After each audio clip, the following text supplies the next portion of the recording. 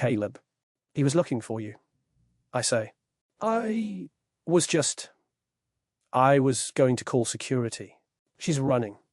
Full sprint in sneakers and jeans, locks flying behind her, coffee forgotten, face stricken with panic. She drops to her knees in front of him, hands checking him over, like she's confirming he's real. Baby.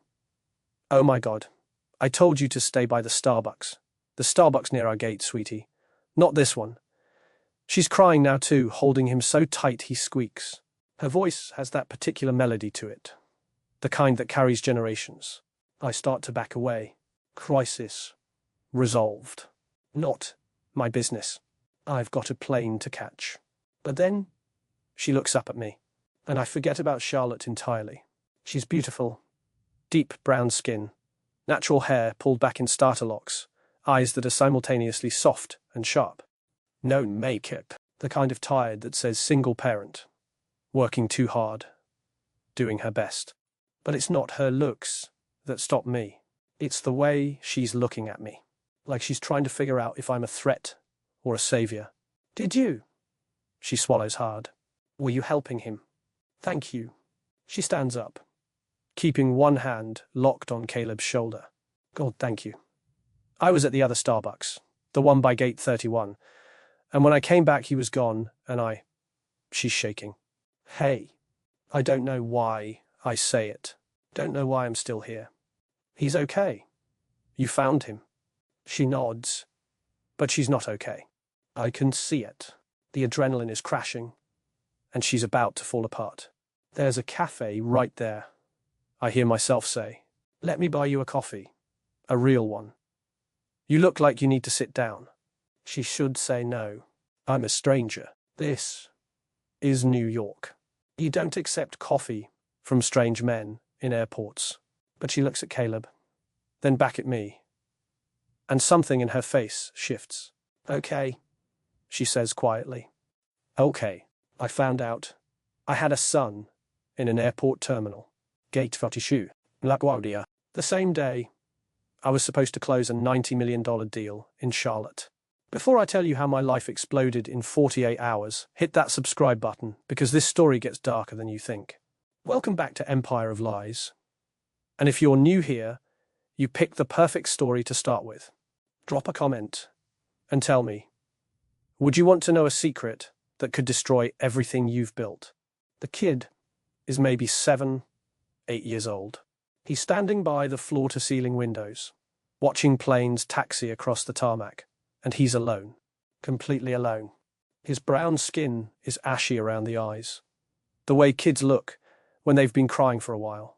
His little fists are pressed against the glass, and he's doing that thing where you're trying so hard not to cry that you forget to breathe. I should keep walking. I've got 17 minutes before boarding. My assistant, Jennifer, has called twice. The Charlotte team is waiting. $90 million doesn't wait for anyone. But I stop, because I know that kind of crying. I wore it for years after my father left. Hey, buddy, I say, kneeling down so I'm at his eye level. You okay? He startles, wipes his face with the back of his hand. His eyes are huge, brown, terrified. I can't find my mom. 4 words that rewrite my entire day. All right, I tell him, and my voice comes out steadier than I feel. We're going to find her. What's your name? Caleb. Caleb. I'm Damon. When did you last see your mom? He points toward the food court. She was getting coffee. She told me to stay by the window. But that was. He looks around helplessly. I don't know how long. Too long. I can see it in his face. I pull out my phone, already calculating. Airport security. Maybe an announcement over the PA system. I'm about to dial when a woman's voice cuts through the terminal noise like a knife. The cafe is one of those overpriced airport places where a latte costs $9 and tastes like cardboard. I don't care. I order her something with an extra shot, get Caleb hot chocolate, grab black coffee for myself. We sit in a corner booth. Caleb presses against his mother's side, like he's afraid she'll evaporate. I'm Sienna, she says, wrapping her hands around the cup. And this is Caleb. But you know that already. Damon Reed. Something flickers across her face. Recognition? No. Too subtle. More like she's filing the name away. You're traveling? For work? She asks. Yeah. Meeting in Charlotte. I check my phone. 5 minutes. Until boarding. I silence it. We live in Charlotte. Caleb pipes up. His voice is small, but steady now. We're going home. Small world, I say, and smile at him. He almost smiles back. Sienna is watching me with those sharp eyes. You missed your boarding call. I'll catch another flight. For someone you don't know. That seems. She pauses. Expensive. There's an edge to her voice. Not hostile. Exactly. More like she's probing. Testing. I recognize it. The instinct of someone who's had to be careful, who's learned that help sometimes comes with strings. I know what it's like to be lost, I say simply. The edge softens. Just slightly. We sit in silence. For a moment. Caleb drinks his hot chocolate, getting a mustache. Sienna reaches over automatically, wipes it with a napkin. The gesture is so tender, it makes my chest hurt. Can I ask you something? Sienna says, suddenly. Sure. Why did you stop? She's looking at me, intently now. People walk past lost kids all the time. Assume someone else will handle it.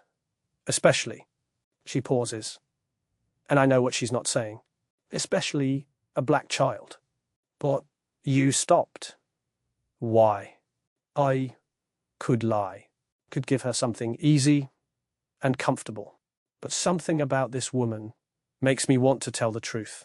My dad left when I was 9, I say. Just walked out one day and never came back. And I remember feeling like I was invisible, like I could scream and no one would hear me. I look at Caleb. No kid should feel invisible. Sienna's expression changes, softens completely. That's a good answer, she says quietly. Caleb tugs on her sleeve. Mom, I need to go to the bathroom. Okay, baby. She starts to stand, then hesitates, looks at me. Would you mind staying? Just for a minute. I don't want to. I'll be here, I say. They disappear toward the restrooms. I should leave now. Should get on the next flight to Charlotte, apologize to the team, salvage what I can of the deal. Instead, I order another coffee. They're gone. 4 minutes. When they come back, Sienna looks calmer, more settled. She slides back into the booth, and this time there's less distance between us. So, Damon Reed, she says, what do you do that has you closing deals on a Tuesday afternoon?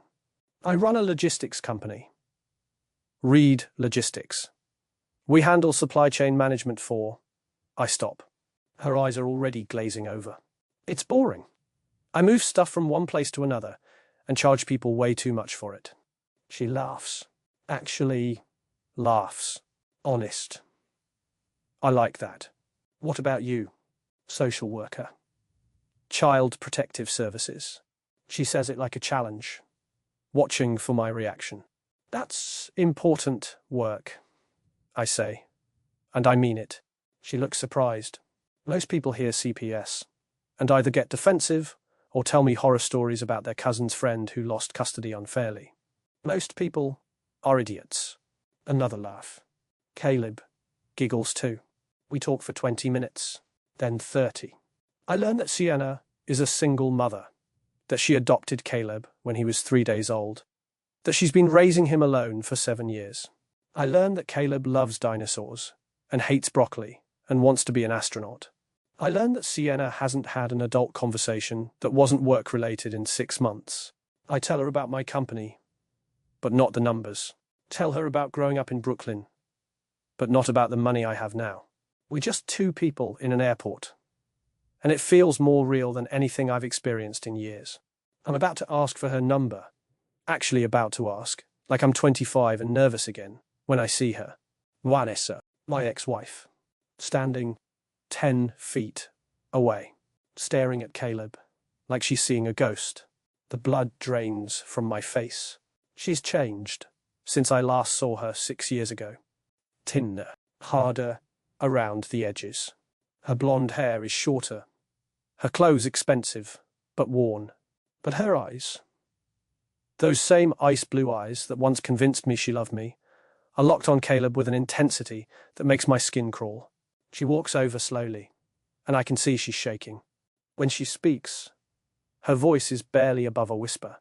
Damon. Her eyes are still locked on Caleb. We need to talk.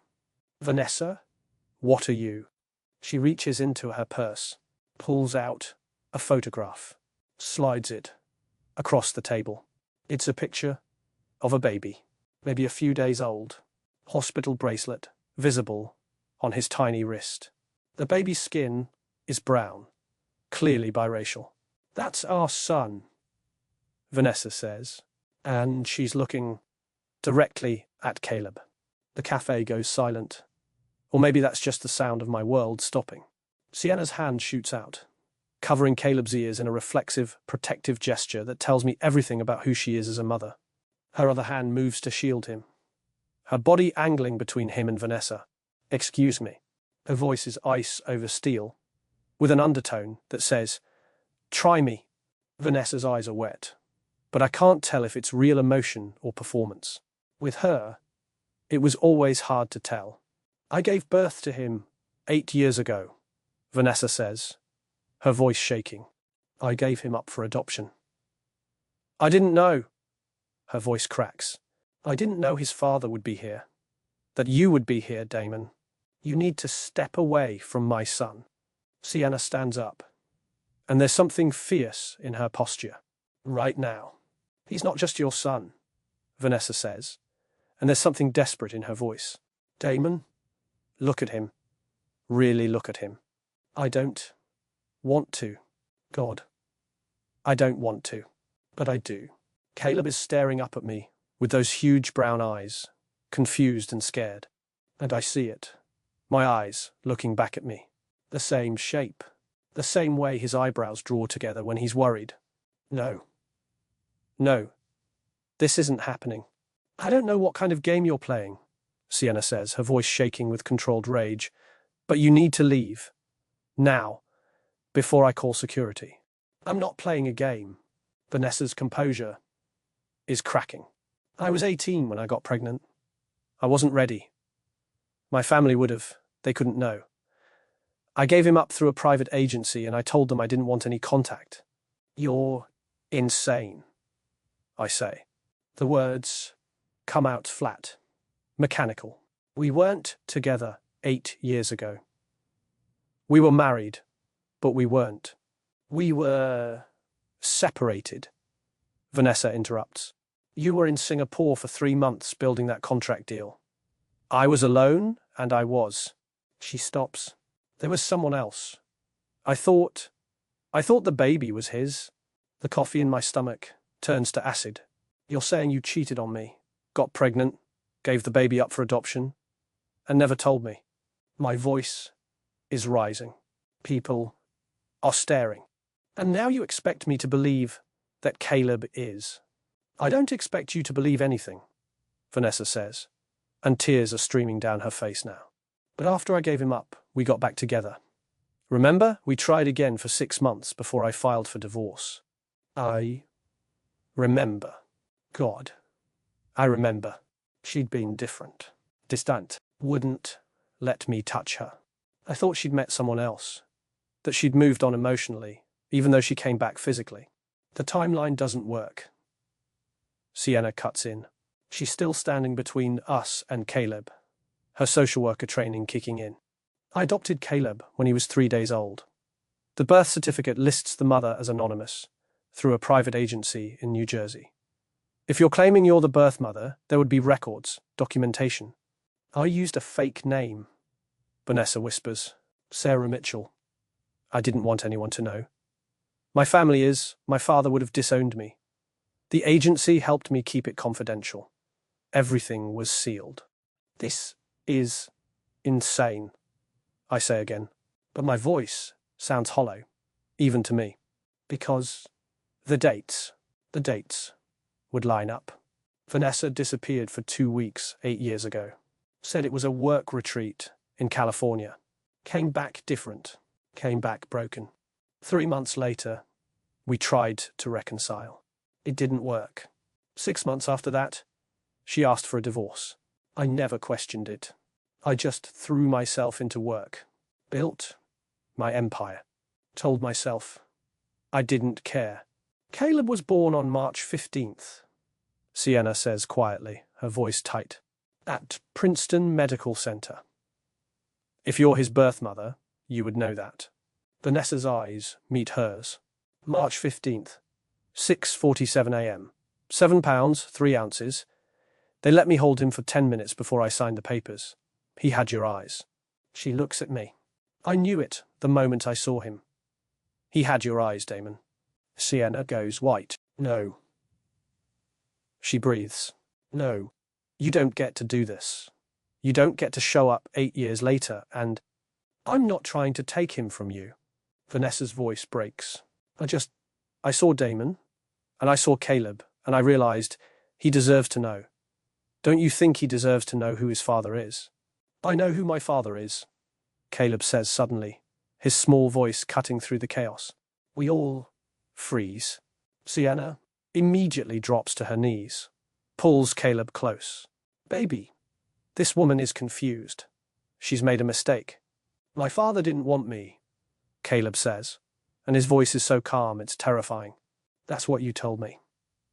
You said my birth parents couldn't take care of me, so they made an adoption plan because they loved me. That's right, sweetie. So why is she here now? He's looking at Vanessa with those huge eyes. If she loved me, why did she leave? It's a fair question. The best question anyone's asked. I look at Vanessa. Really look at her. She's thin. Too thin. Her clothes are expensive, but I can see they're worn. There are shadows under her eyes that makeup can't quite hide. Her hands are shaking. Why are you here, Vanessa? I ask slowly. Why today? Why this airport? Why now? She won't meet my eyes. I was catching a flight to Boston. I saw you at the gate. And then I saw him, and I just knew. I knew he was ours. Bullshit, Sienna says flatly. You expect us to believe this is a coincidence? That you just happened to be at this airport, at this gate? The exact moment we were here? I don't care what you believe. Enough. The word comes out harder than I intend. Everyone, stop talking. Just stop. I can feel people watching us. Can see an airport security guard hovering nearby, hand on his radio, trying to decide if this is a domestic dispute or something more serious. We're not doing this here, I say. Not in front of Caleb. There's nothing to do, Sienna says fiercely. This woman is lying, or delusional, or running some kind of... Then let her prove it. I pull out my phone. I know people. I can have a DNA test done today. Expedited. We'll have results in 24 hours. Absolutely not, Sienna says, and there's panic in her voice now. I'm not subjecting my son to... Our son, Vanessa says softly. He might be our son, Damon. You have nothing. Sienna's voice echoes through the terminal. You gave up your rights 8 years ago. You don't get to waltz back in. And, ma'am, I'm going to need you to lower your voice. The security guard is next to us now. Young guy, maybe 25, looking deeply uncomfortable with the entire situation. We're fine, I say automatically. Just a misunderstanding. I'm afraid I need to see some ID from all of you, the guard says carefully. And I need to verify the child's custody status. Sienna's face drains of color. What? If there's a custody dispute, I need to ensure the child is with his legal guardian before anyone leaves the airport. There's no dispute, Sienna says, but her voice is shaking. I have full legal custody. I have the paperwork. I'd like to see it, please. This is spiraling. This is spiraling so fast, and I can't stop it. Sienna fumbles in her bag, pulls out a folder. Her hands are shaking so badly, she almost drops it. The guard examines the documents, his young face serious. These appear to be in order, he says slowly. But given the allegation being made. What allegation? Sienna demands. This woman is a stranger making wild claims. I'm his birth mother, Vanessa says to the guard, her voice steadier now. I gave him up for adoption 8 years ago. I didn't know the father was. I didn't know until today. I'm calling my lawyer, I say, pulling out my phone. I'm taking my son and leaving, Sienna says. She grabs Caleb's hand. Ma'am, I can't let you do that until we verify the situation. You can't keep me here. Sienna's voice is rising toward panic. I haven't done anything wrong. He's my son. I adopted him legally. You can't. Mom? Caleb's voice is small and scared. What's happening? Why is everyone yelling? And just like that, we all stop. Because we're adults having a breakdown in the middle of an airport, and there's a 7-year-old boy watching his entire world fall apart. Sienna sinks back into the chair, pulls Caleb onto her lap, her arms wrapped around him like a shield. It's okay, baby. Everything's okay. These people they're confused. But she's looking at me when she says it, and I can see the question in her eyes, the terror. Is she telling the truth? Could you really be his father? I look at the photo Vanessa brought, the baby, with brown skin, and my eyes. Then at Caleb, who has those same eyes looking up at me with confusion and fear. Then at Vanessa, my ex-wife who I haven't spoken to in 6 years, who destroyed me and walked away, who's standing here claiming she gave birth to my son and never told me. I want a DNA test, I say quietly. Not because I think you're lying, Vanessa, but because I need to know the truth. Damon. Sienna starts, her voice breaking. If he's not mine, this ends here. Vanessa goes away. You go home to Charlotte, and we all forget this happened. I force myself to look at Sienna, to meet her terrified eyes. But if he is mine, don't I have a right to know? Sienna closes her eyes. I can see her running calculations, probabilities, worst-case scenarios. Her social worker brain trying to think 3 steps ahead while her mother's heart is shattering. One test, she says finally, her voice barely audible. One test, supervised by both our attorneys. Results go to both of us simultaneously. And until those results come back, you stay away from my son. She looks at Vanessa, with pure steel in her eyes. Both of you. Agreed, I say. Vanessa nods, wiping her eyes. The security guard looks relieved. I'll need to file a report, but if everyone's in agreement. We're in agreement, Sienna says. Her voice is dead, defeated. She stands up, holding Caleb's hand tight. We're going to our gate now. Which gate? I ask. Why? Because I'm going to Charlotte too. Remember? That's where my meeting is. Her jaw tightens. She'd forgotten, or hoped I'd forgotten. Gate 42. Of course. Full circle.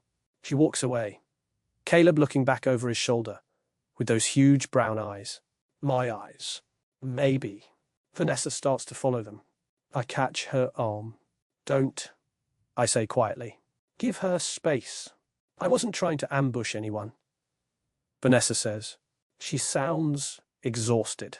I really did just see you by chance. Then why didn't you just walk away? She looks at me. For a long moment. Because I'm tired of running from what I did. And because. She swallows. Because you deserve to know. Even if it's 8 years too late. If you're lying. If this is some kind of scam. It's not. She meets my eyes, and for the first time, I see something genuine there. Thea. Damon, I know I don't deserve your trust. I know what I did to you, to us, but I'm not lying about this. That's our son. You don't know that. You said you weren't sure who the father was. The other man was white, she says quietly. When Caleb was born, when I saw his skin, his features, I knew. I knew he was yours. But I was too much of a coward to tell you. My phone is buzzing. Jennifer. Calling again. The Charlotte deal. Completely forgotten. I need to make some calls. I say. Arrange the DNA test. Get my lawyer involved. I understand. Where are you staying? I don't know yet. I was just passing through. I should tell her to figure it out herself. Should walk away. But something in her face, the exhaustion, the fear, stops me. I'll have my assistant book you a hotel room, I say, separate from where Sienna and Caleb are staying. You don't go near them. Understood? Understood. She gives me her number. I save it. We stand there awkwardly. Two people who used to share a bed, now strangers bound by a possible lie. Damon. Her voice is small. If he is yours, what are you going to do? I don't have an answer. So I walk away. Pause. Right here. Would you demand a DNA test on the spot? Or would you walk away? Comment below. And if you're feeling this tension, smash that like button. It helps more than you know. I make 4 phone calls. The first is to Jennifer, my assistant. Cancel Charlotte.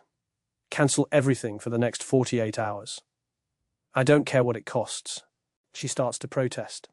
I hang up. The second is to Marcus Chen, my attorney. I've known him for 15 years. He's gotten me through acquisitions, lawsuits, and my divorce from Vanessa. I need a favor, I say. A big one. I'm listening, I explain. All of it. When I'm done, there's a long silence. Jesus Christ. Damon, can you handle it? Yeah, I can get a DNA test expedited. There's a lab in Manhattan that owes me a favor. I can have a tech out to LaGuardia within 2 hours. Results by tomorrow evening. Do it. And Marcus, I need you to be careful about this. The mother, Sienna, she's terrified. She thinks I'm going to take her son away. Are you? I don't even know if he's mine yet. But if he is, I look across the terminal. I can just see gate 47 from here. Can't see Sienna or Caleb, but I know they're there. I don't know, I admit. I need to figure that out. I'll get everything arranged. And Damon, you should probably hire a family law attorney too, just in case. Do it. The third call is to my accountant. I need you to book 3 hotel rooms, different hotels, tonight through tomorrow night. Price doesn't matter. Just make sure they're comfortable and close to LaGuardia. 3 rooms. 1 for me. 1 for a woman named Sienna Winters and her son Caleb. Make that a suite, 2 bedrooms. And 1 for Vanessa Morrison. Send me the confirmations. On it. The 4th call is the one I don't want to make. My mother answers on the 2nd ring. Damon, is everything all right? You never call in the middle of the day. No, I say, and then I tell her everything. When I'm done, there's a long silence. Oh, baby, she says finally, and her voice is thick with emotion. What do you need? I don't know, Ma. I don't know what I need. Do you believe her? Vanessa? I don't know. She lied to me for our entire marriage. But the dates line up.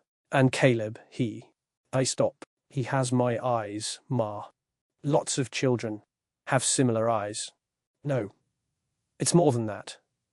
It's the way he looks when he's worried, the way he stands. I saw myself in him. Another silence. What does this Sienna seem like? My mother asks.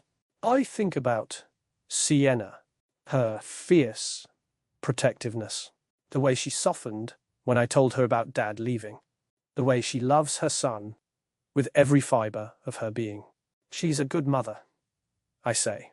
The best kind. She'd fight the devil himself for that boy. Then you need to be very careful, Damon.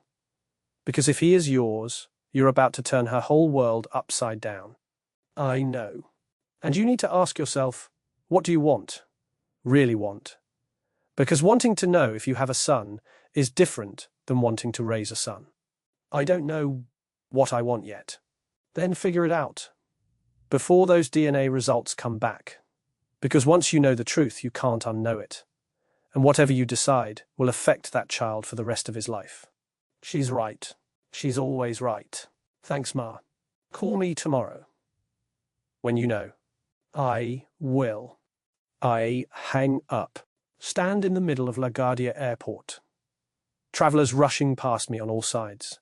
24 hours ago, my biggest problem was whether to acquire a shipping company in Rotterdam. Now, I might be a father. I find Sienna at gate 42. She's in a corner seat, as far from other people as possible. Caleb is next to her, playing a game on her phone. She's staring at nothing, her face a mask. The DNA tech will be here in an hour, I say quietly, sitting 2 seats away. Close enough to talk, far enough to give her space. She doesn't look at me. You work fast. It's what I do. Silence. Caleb glances up at me, then back at his game. He knows something is wrong, but doesn't understand what. My lawyer will be here too, I continue, to supervise. If you want your lawyer present. I don't have a lawyer on retainer, Sienna says bitterly. I have a family attorney I used for the adoption. She charges $200 an hour that I don't have. I'll pay for it. I don't want your money, Sienna. No. She finally looks at me, and her eyes are red. You don't get to swoop in and fix everything with money. This isn't a business deal. This is my son, my life. I know that. Do you? She leans forward.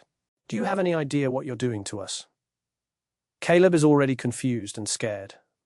I've spent 7 years building a life for him, making him feel safe and loved and wanted. And now you and your ex-wife blow in here with your DNA tests and your claims, and his entire world is falling apart. I didn't ask for this. Neither did I. Her voice breaks. I was going home. We were just going home. And now I'm sitting in an airport, waiting to find out if some man I met 2 hours ago is going to take my son away from me. I'm not going to take him. You say that now. But what happens when the test comes back positive? What happens when you realize you have a son and you want him in your life? What happens when you decide that weekends aren't enough? That you want custody? That your money and your resources mean you deserve him more than I do? That won't happen. You don't know that. She wipes her eyes angrily. You don't know what you'll want. And I can't compete with you. I can't compete with whatever you are, whatever you have. You're his mother. You don't have to compete. Yes, I do. She's crying now, trying to keep it quiet so Caleb doesn't hear. Because biology matters. It matters to courts. It matters to family. It matters to... Her voice drops to a whisper. It'll matter to him. When he's older, when he understands. He'll want to know you, want to be with you. And I'll be the woman who kept him from his real father. You're his real mother. The first. She's looking at me with such pain it's hard to breathe. Or am I just the woman who happened to adopt him before his real parents showed up? I don't have an answer for that. Caleb looks up from the phone. Mom, why are you crying? I'm okay, baby. She pulls herself together instantly, puts on a smile. Just tired. Is it because of the lady? The one who said she was my mom? Sienna and I exchange a look. That lady is confused, Sienna says carefully. She made a mistake. But what if she didn't? Caleb's voice is so small. What if she's telling the truth? Then nothing changes, Sienna says firmly. You're my son. That will never change. But she said Mr. Damon might be my dad. Oh, cool. He's been processing this whole time, trying to make sense of it. We don't know that yet, I say. That's what the test is for. To find out the truth. And if you are, he's looking at me with those huge eyes. Will I have to go live with you? No, I say, immediately. No, buddy. Your mom is your mom. Your home is your home. That doesn't change. Promise? I shouldn't make promises I don't know if I can keep. But looking at his scared face, I can't help myself. Promise, I say. He nods, goes back to his game. Crisis averted. But Sienna is looking at me like I just made everything worse. Don't make promises you can't keep, she says quietly. I meant it. You don't know what you mean. Not yet. She stands up. I'm going to take Caleb to get some food. When your DNA tech gets here, text me. Sienna. Just text me, Damon. She takes Caleb's hand and walks away. I'm left sitting alone at gate 47, watching planes take off through the window. One of them was supposed to carry me to Charlotte, to a $90 million deal, to the empire I've spent 15 years building. Instead, I'm here, waiting to find out if I'm a father. And the strangest part? I'm not sure which future I want more. The hotel conference room smells like stale coffee and fluorescent lights. It's 2 p.m. The DNA test happened an hour ago in the airport medical clinic. Quick, efficient, painless. Dr. Patel, the technician, swabbed Caleb's cheek, then mine, then Vanessa's for comparison. The whole thing took 5 minutes. Caleb was brave, didn't cry, didn't complain, just asked if it would hurt. And when Dr. Patel said no, he let her do it. Sienna held his hand the entire time, her grip so tight her knuckles went white. Now we're here. May, Sienna, Vanessa. Marcus Chen to my right, legal pad covered in notes. Sienna's attorney, a sharp-eyed woman named Patricia Okoye, who I'm paying $400 an hour, sits to her left. Vanessa came alone, said she couldn't afford an attorney. I don't know if I believe her. Caleb is with the hotel's childcare service. Sienna made me verify their credentials 3 times, check the background of every staff member, and install a monitoring app on her phone so she can check the camera feed. I would have done the same thing. Let's establish the facts, Patricia says, her voice calm and professional. Ms. Morrison, you claim you gave birth to Caleb 8 years ago. Is that correct? Yes. Vanessa's voice is small. Under what name?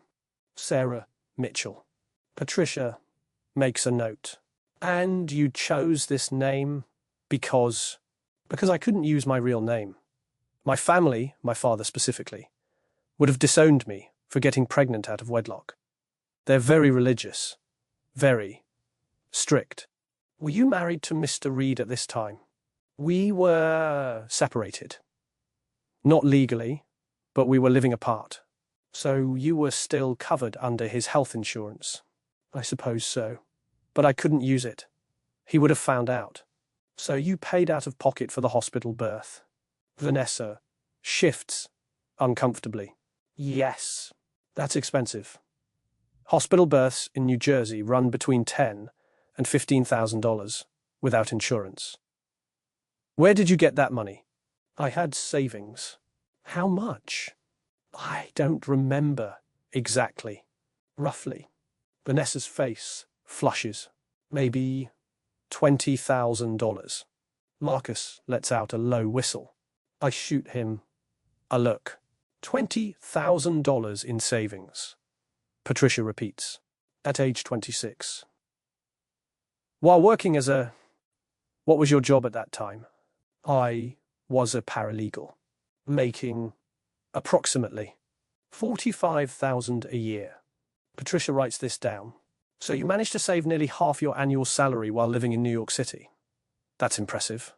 I was frugal, clearly. Patricia leans forward. Let's talk about the adoption. You went through a private agency. Yes. New Beginnings Adoption Services. In Newark.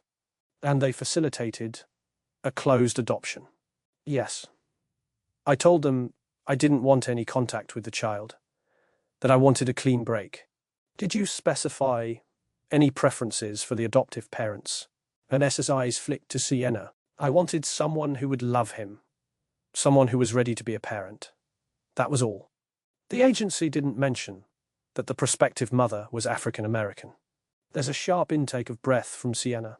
They don't tell birth mothers about race, Vanessa says carefully. It's against their policy.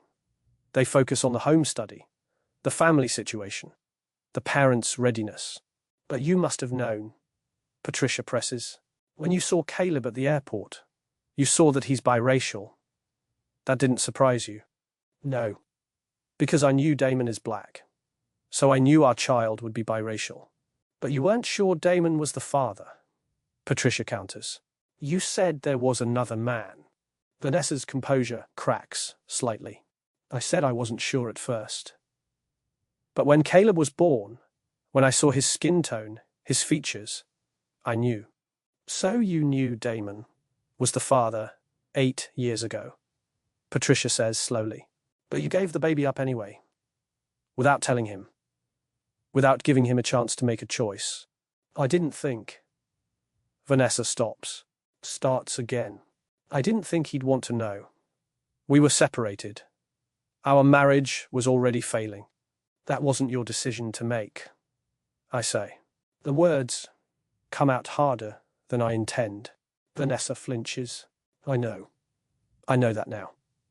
But I was 26 and terrified, and I made a choice I thought was right at the time. A choice that deprived your husband of his parental rights, Patricia says. A choice that, if true, could potentially invalidate the adoption. Sienna goes rigid. What? If Mr. Reed is the biological father, and he can prove he was deliberately excluded from the adoption process, he may have grounds to challenge it. Challenge it? Sienna's voice rises. You mean he could undo the adoption? Take Caleb away from me? Not necessarily, Marcus interjects. Family law is complicated. Every case is different. But hypothetically, if Damon can prove he's the biological father and that he was denied his parental rights through fraud or deliberate concealment. This is insane, Sienna says. She's standing now, her hands flat on the table.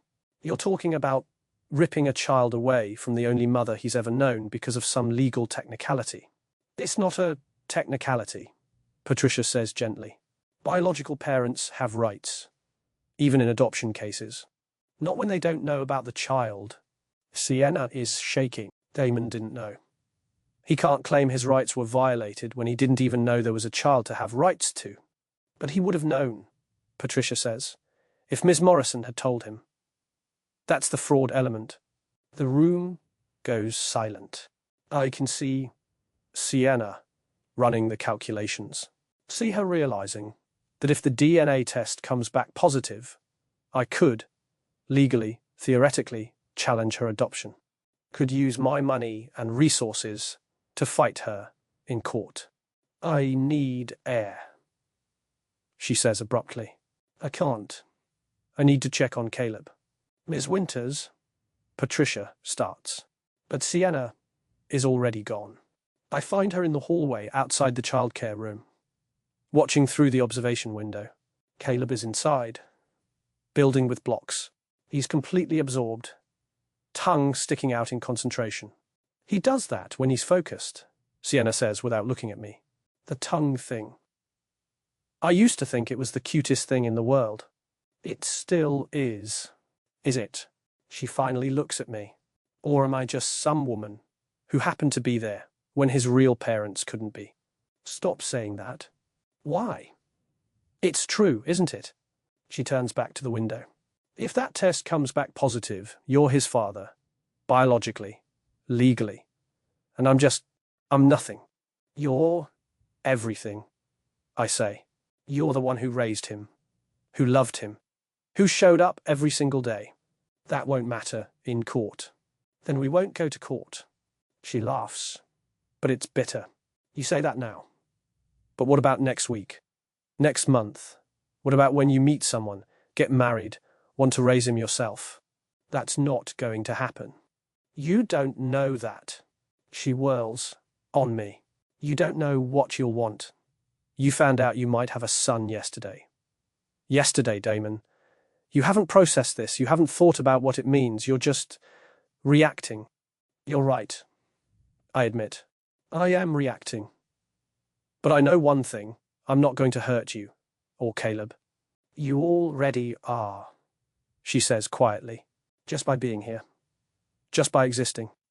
You're this huge unknown variable that could destroy everything I've built. I don't know what to say to that.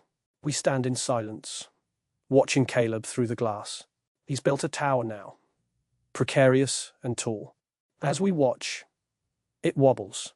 He steadies it with careful hands. He's patient, I observe. Doesn't get frustrated when things don't work the first time. I taught him that, Sienna says. Taught him that it's okay to fail, that you just try again. You're a good mother. Am the first. She wipes her eyes. Because right now I feel like I'm failing him. I'm supposed to protect him from things that hurt. But I can't protect him from this. This isn't your fault, isn't it? She looks at me. I chose a closed adoption. I chose not to ask questions about his birth parents. I chose to believe that they didn't want to be found. Maybe if I'd pushed harder, asked more questions. Then what? You would have found Vanessa? Found out she used a fake name and deliberately hid the pregnancy from me. I shake my head. You didn't do anything wrong. You adopted a baby who needed a home. You loved him. That's all you did. But it's not enough, is it? Her voice breaks. Love isn't enough when you're up against biology and money and legal rights. I want to tell her she's wrong. Want to promise that everything will be okay. But I don't know if that's true. The results come back tomorrow, I say instead. We'll know the truth then. And then what? I don't know. At least it's honest. Caleb looks up from his blocks, sees us through the window. Waves. Sienna waves back. Her smile instant and automatic, even though I can see she's been crying.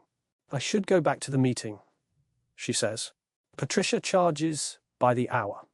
I'm paying for it. I know. And I hate that. She starts walking back toward the conference room, then stops. Damon? Yeah? When the test comes back, whatever it says, promise me you'll think about what's best for Caleb. Not what you want, not what I want, what's best for him. I promise. She nods. Doesn't look like she believes me. Back in the conference room, Marcus has news. I had my investigator run a background check on Vanessa, he says, sliding a folder toward me. Standard procedure in custody cases.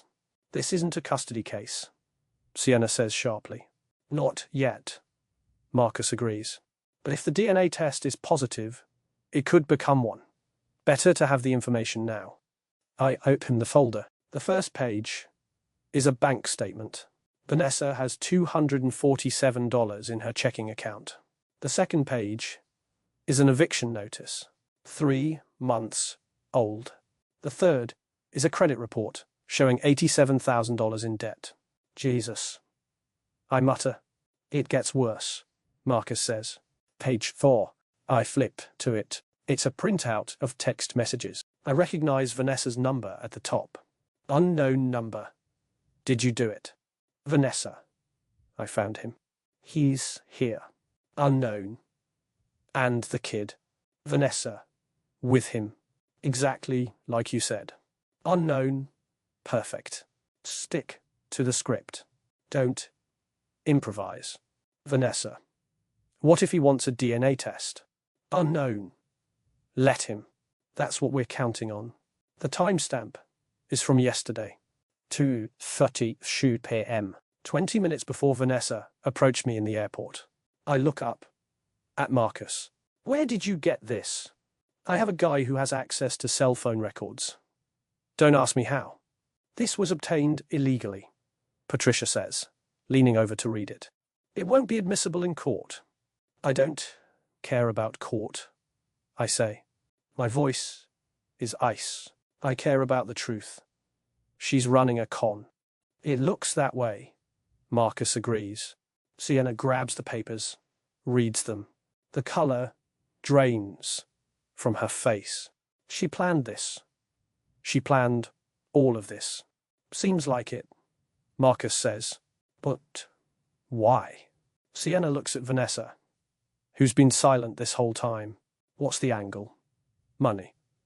Are you trying to blackmail Damon? Extort child support for a kid that might not even be his? Vanessa's face is white. I don't know what those texts are.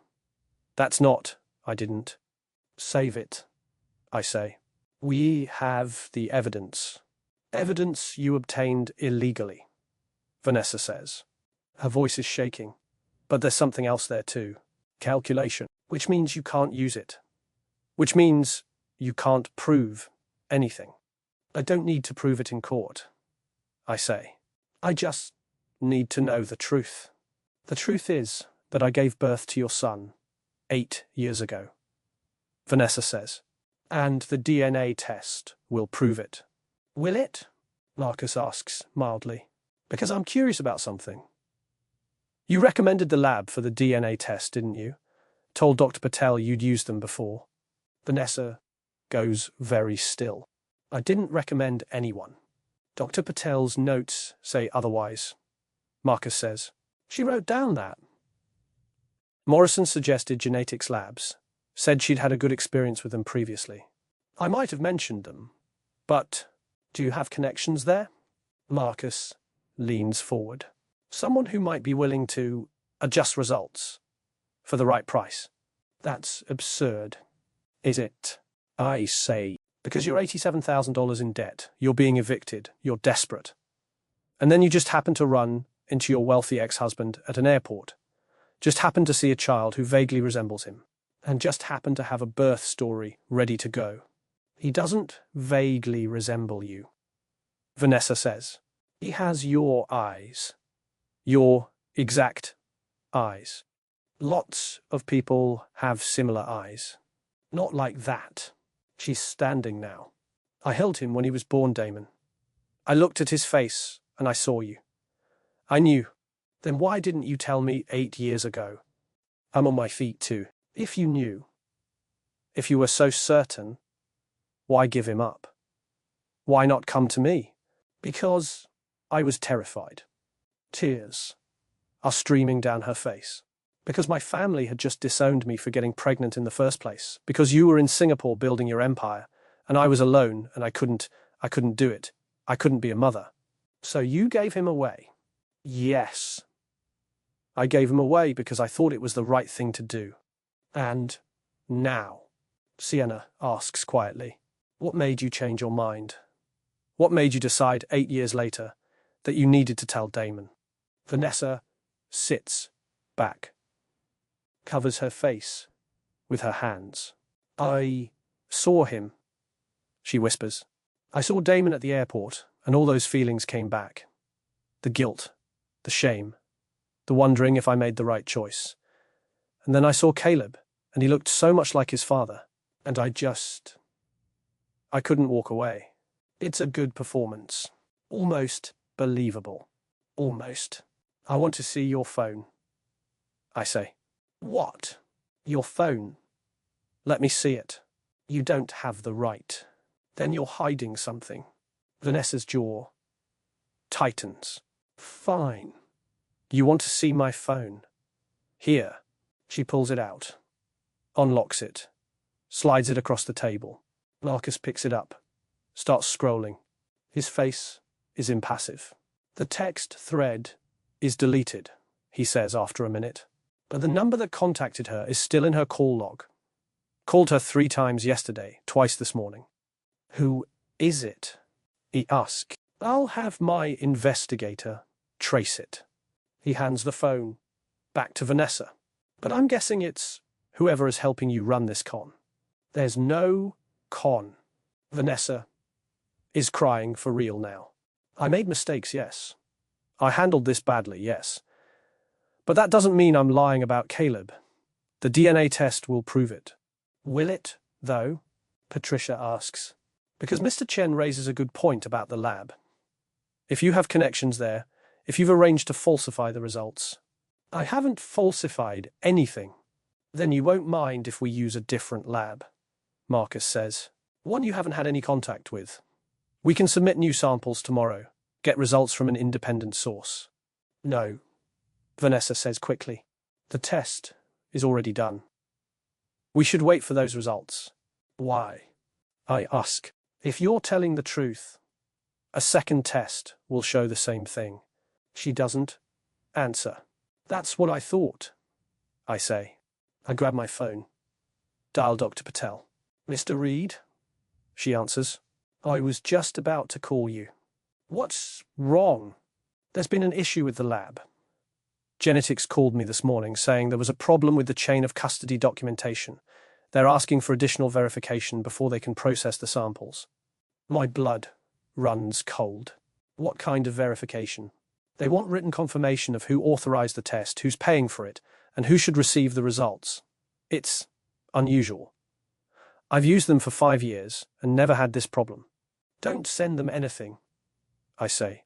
I'm using a different lab. But the samples, take new samples. Tomorrow. Send them to whatever lab Marcus Chen tells you to, not genetics. Mr. Reed, I'm not sure. Please, Dr. Patel. I'll explain everything later. But right now, I need you to trust me. There's a pause. All right. I'll call Mr. Chen to coordinate. Thank you. I hang up. Look at Vanessa. You tried to rig the test, I say flatly. You have someone at genetics who was going to fake the results. That's not. I didn't. Stop lying. Sienna slams her hand on the table. Just stop. You came here to scam Damon, to use my son as leverage, and you almost got away with it. I'm not scamming anyone. Then who's the unknown number? Marcus asks. Who's helping you? Who told you to stick to the script? Vanessa's face crumbles. For a long moment, she just sits there, crying. Then, quietly, my brother. Your brother, I repeat. He's in debt, too. Gambling. He owes people money. Bad people. She wipes her eyes. He saw that article about you in Forbes. About your company going public. About you being worth billions. And he said we could fix both our problems by pretending Caleb is my son. By telling you the truth. Vanessa insists. Caleb is your son. That part is real. But my brother, he wanted me to push for child support, for a settlement. He said you'd pay anything to make this go away quietly. So you did plan to blackmail me. No, I wanted you to know. But my brother, he kept pushing, and I was desperate. And I thought maybe he was right. Maybe you owed me something for raising your child alone for 3 months before giving him up. You didn't raise him, Sienna says coldly. I did. Vanessa flinches. Here's what's going to happen, I say. We're going to do a new DNA test from a lab you have no connection to. And when it comes back, and I'm betting it comes back negative, you're going to disappear. You're going to sign a legal document saying you have no claim to Caleb, now or ever. And in exchange, I won't press charges for fraud, attempted extortion, or whatever other crimes my very expensive lawyers can come up with. And if it comes back positive, Vanessa asks quietly, then we'll deal with that, I say.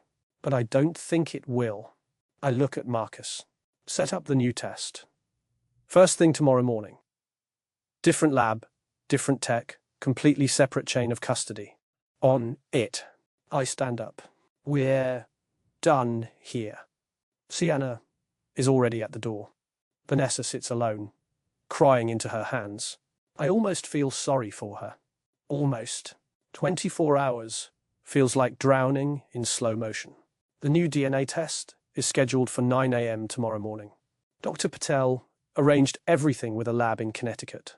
completely separate from genetics, no connection to anyone involved. Marcus verified their credentials personally. Until then, we wait. I'm in my hotel room, a generic Marriott near the airport that costs $300 a night, and feels like every other hotel I've ever stayed in. Sienna and Caleb are 2 floors down in a suite. Vanessa is at a different hotel entirely, a Holiday Inn 3 miles away. Marcus suggested keeping everyone separated, said it would prevent incidents. He was probably right. It's 11 p.m. I should sleep. Instead, I'm standing at the window, looking out at the runway lights, watching planes take off into the darkness. My phone buzzes. A text from Jennifer. The Charlotte deal fell through. They went with the competitor. I'm sorry. I stare at the message. $90 million. 6 months of negotiations. Gone. I should care. Should be angry or disappointed or something. Instead, I feel nothing. I text back. It's fine.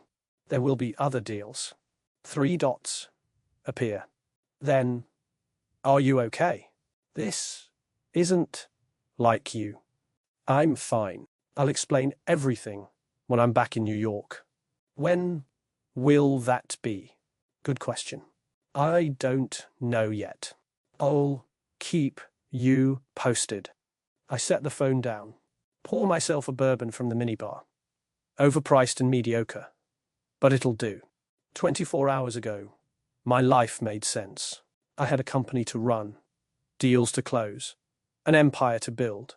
My days were scheduled down to the minute. I knew exactly who I was and what I wanted. Now I'm sitting in a hotel room, waiting to find out if a woman I haven't spoken to in 6 years has been lying to me for 8. Waiting to find out if I have a son. Except, I know I don't. The evidence is clear. Vanessa is running a con. The text messages, the rigged lab, the convenient story, it all points to fraud. So why do I feel hollow? Why does part of me wish it were true? I can't sleep. At 1 a.m., I give up and go down to the hotel gym. It's empty. Just me and the hum of treadmills. I run for an hour. Try to outrun the thoughts circling my head. It doesn't work. When I get back to my room, there's a message on my phone from Sienna. Are you awake? I call her. She answers on the first ring. Hey, she says. Her voice is soft, careful. Hey, is Caleb okay? He's fine. Sleeping. Finally. Or pausa. I'm the one who can't sleep. Join the club. Where are you? My room. Just got back from the gym. At 2 a.m. Couldn't sleep. Silence. Then, can I ask you something? Sure. What do you want the test to say? The question catches me off guard. I want it to say the truth. I say carefully. That's not what I asked. Her voice is gentle, but insistent. I asked what you want. I sit down on the bed. Look out at the runway lights again. I don't know, I admit. Part of me wants it to be negative. Wants Vanessa to be lying so we can all move on with our lives. Wants you to be safe. Wants Caleb to be safe. And the other part? The other part. I start again. The other part of me has been thinking about what it would be like to have a son, to be someone's father, to matter to someone in a way I've never mattered before. You matter to people, to employees, to investors, to people who want something from me. I shake my head even though she can't see it. That's different. Yeah, she says quietly. It is. More silence. Comfortable this time. Sienna? Yeah, I meant what I said. If the test is positive, which I don't think it will be, I'm not going to take Caleb from you. I wouldn't do that to him. Or to you. I want to believe you. But you don't. I don't know what to believe anymore. Her voice is tired. 24 hours ago, I had a life. A simple life. Me and Caleb against the world. And now everything is complicated and scary, and I don't know how to protect him from it. You're doing everything right. Am I? Because it doesn't feel like it. It feels like I'm drowning and trying to smile so my son doesn't know how terrified I am. I know that feeling. I've worn that smile in 100 boardrooms. 1,000 negotiations. You want to know something? I say, what? You're the strongest person I've met in a long time. Maybe ever. She laughs. But it's not bitter this time. You don't know me. I know you love your son enough to fight a billionaire for him. I know you adopted a baby when the system said you weren't perfect enough. I know you work yourself to exhaustion trying to give him a good life. Pause. That's enough to know you're strong. Or stubborn. Same thing. She laughs again. A real laugh this time. Thank you, she says softly. For what? For being kind. You could have been an asshole about all this. Used your money and power to steamroll over me. But you didn't. Yet, I say. I haven't been an asshole yet. You won't be. I don't think that's who you are. You barely know me. I know enough. We're quiet for a moment. I can hear her breathing on the other end of the line. I should let you sleep, I say. I won't sleep. But yeah, I should try. Or pause, Damon? Yeah. Tomorrow, when we get the results, whatever they say, promise me something. What? Promise me we'll figure it out together. No lawyers, no fighting. Just two people trying to do what's best for a little boy. It's naive. Marcus would tell me I'm insane to agree to that. But looking out at the runway lights, thinking about Caleb's scared eyes and Sienna's fierce love, I can't help myself. I promise, I say. Okay. Her voice is soft. Good night, Damon. Good night, Sienna. She hangs up. I sit there in the darkness, phone in my hand, and wonder what the hell I'm doing. Morning comes too fast. I'm in the hotel restaurant at 7 a.m., forcing down coffee and toast I don't want. Marcus joins me at 7:30, looking disgustingly well-rested for a man who's orchestrating a DNA sting operation. The new lab confirmed everything, he says, pulling out his tablet. Dr. Patel will meet us at 9 a.m. We'll do fresh samples, Caleb, you, and Vanessa for comparison. Completely separate chain of custody from the genetic samples. How long for results? They're expediting it. We'll have preliminary results by 6 p.m. tonight. Full report tomorrow morning. Tonight. 6 hours after the test. And genetics? I ask. Still stalling. They've called Dr. Patel 3 times, asking for additional documentation. She's been stonewalling them. He smiles. They know something's wrong, but they can't figure out what. Good. Damon. Marcus sets down his tablet. What happens if the test is positive? It won't be. But if it is, I don't answer. Because you need to think about this. Marcus presses. If you're the biological father, you have rights. Legal rights. And Sienna, as much as she loves Caleb, could lose. I know what she could lose. I interrupt. I'm not doing that to her. You say that now. I mean it. Marcus studies me. You care about her. I barely know her. That's not what I asked. I look at him. What do you want me to say? I want you to be honest with yourself. He leans forward. Because I've known you for 15 years, Damon. I've watched you build an empire. I've never seen you walk away from a deal or back down from leverage.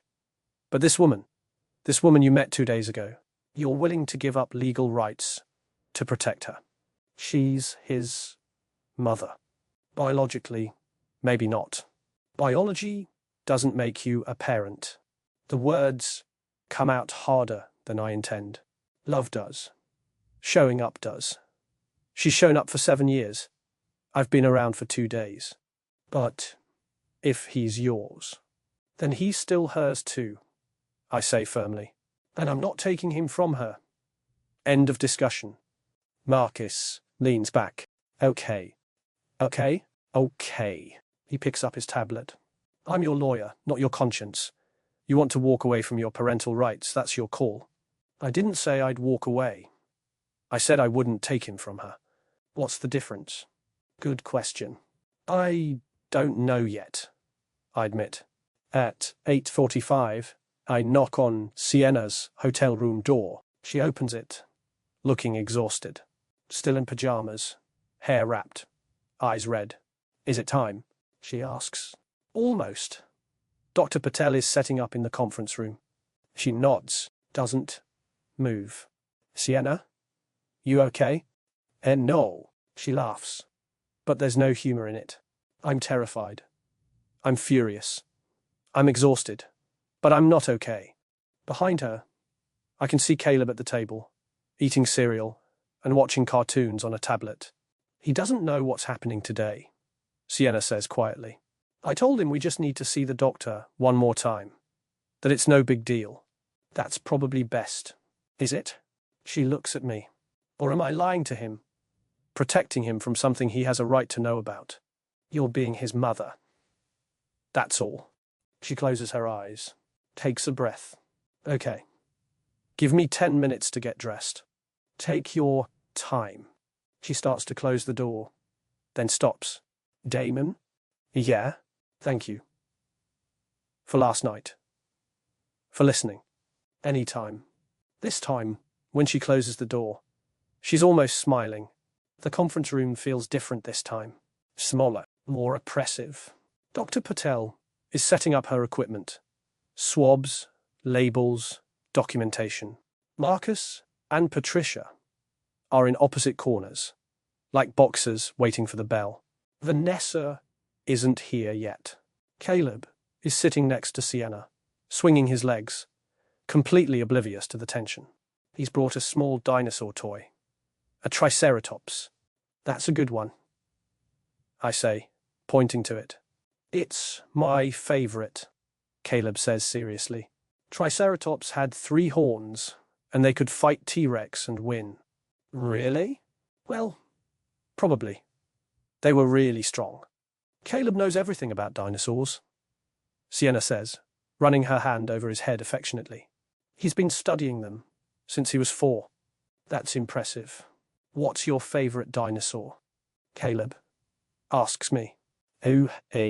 I genuinely have no idea. What's a good one?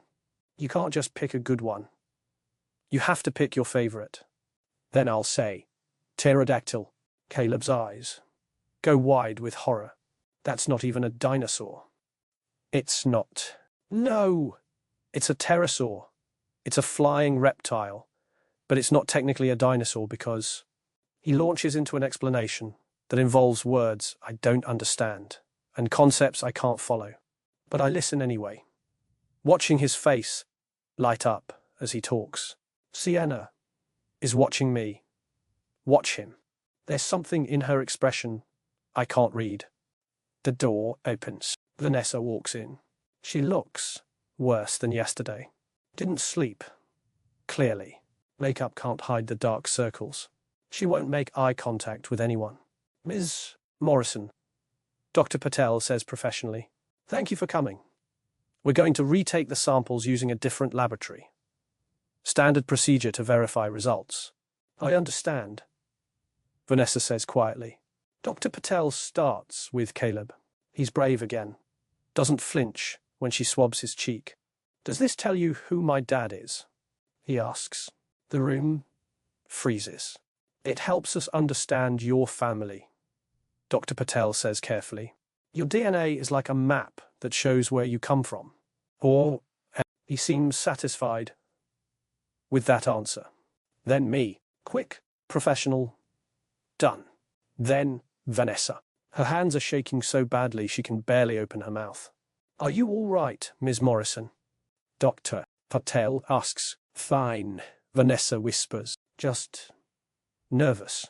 Dr. Patel finishes, labels everything carefully, packs it all into a secure container.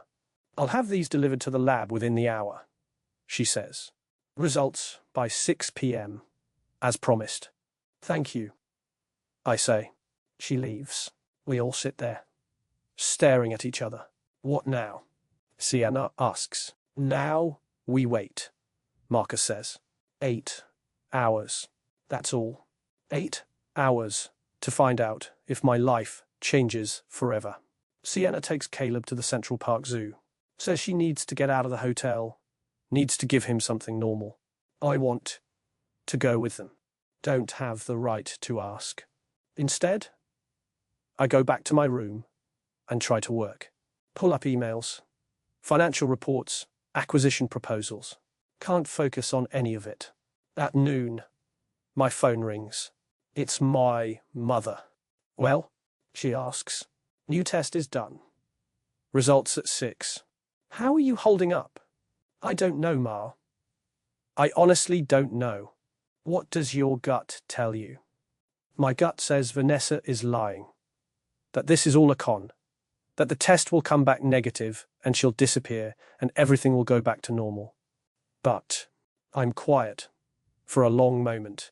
But part of me is going to be disappointed if that's true, I admit. Because you want to be his father. Is that crazy? I met him 2 days ago. Love doesn't work on a schedule, baby. You know that. It's not love. It's just possibility. He's this amazing kid. And Sienna is this amazing woman. And for a minute, I got to imagine being part of something real. You can still be part of it. Even if he's not yours biologically. How? I'm some random guy who helped them in an airport. You're the random guy who changed his whole life to help them. Who walked away from a $90 million deal. Who hired lawyers and paid for hotels and showed up. She pauses. That's not random, Damon. That's choice. I close my eyes. What do I do? You wait for the results. And then you make another choice. What if I make the wrong one? Then you'll make another choice after that. That's life, baby. That's all any of us can do. At 5 p.m., I can't take it anymore. I go down to the lobby. Order a drink at the bar. Sienna is there. She's alone. Nursing a glass of wine. Staring at nothing. Where's Caleb? I ask. Sliding onto the stool next to her. With Patricia. She offered to watch him for an hour so I could, decompress. How was the zoo? Good. He loved it. Talked about dinosaurs the whole time, even though the zoo doesn't have dinosaurs because they're extinct. She smiles faintly. I didn't have the heart to point out that disconnect. We sit in silence. 1 hour, she says finally. Yeah, I keep thinking about all the different ways this could go. The test is negative and Vanessa disappears and we never see you again. Or the test is positive and you decide you want him and we end up in court.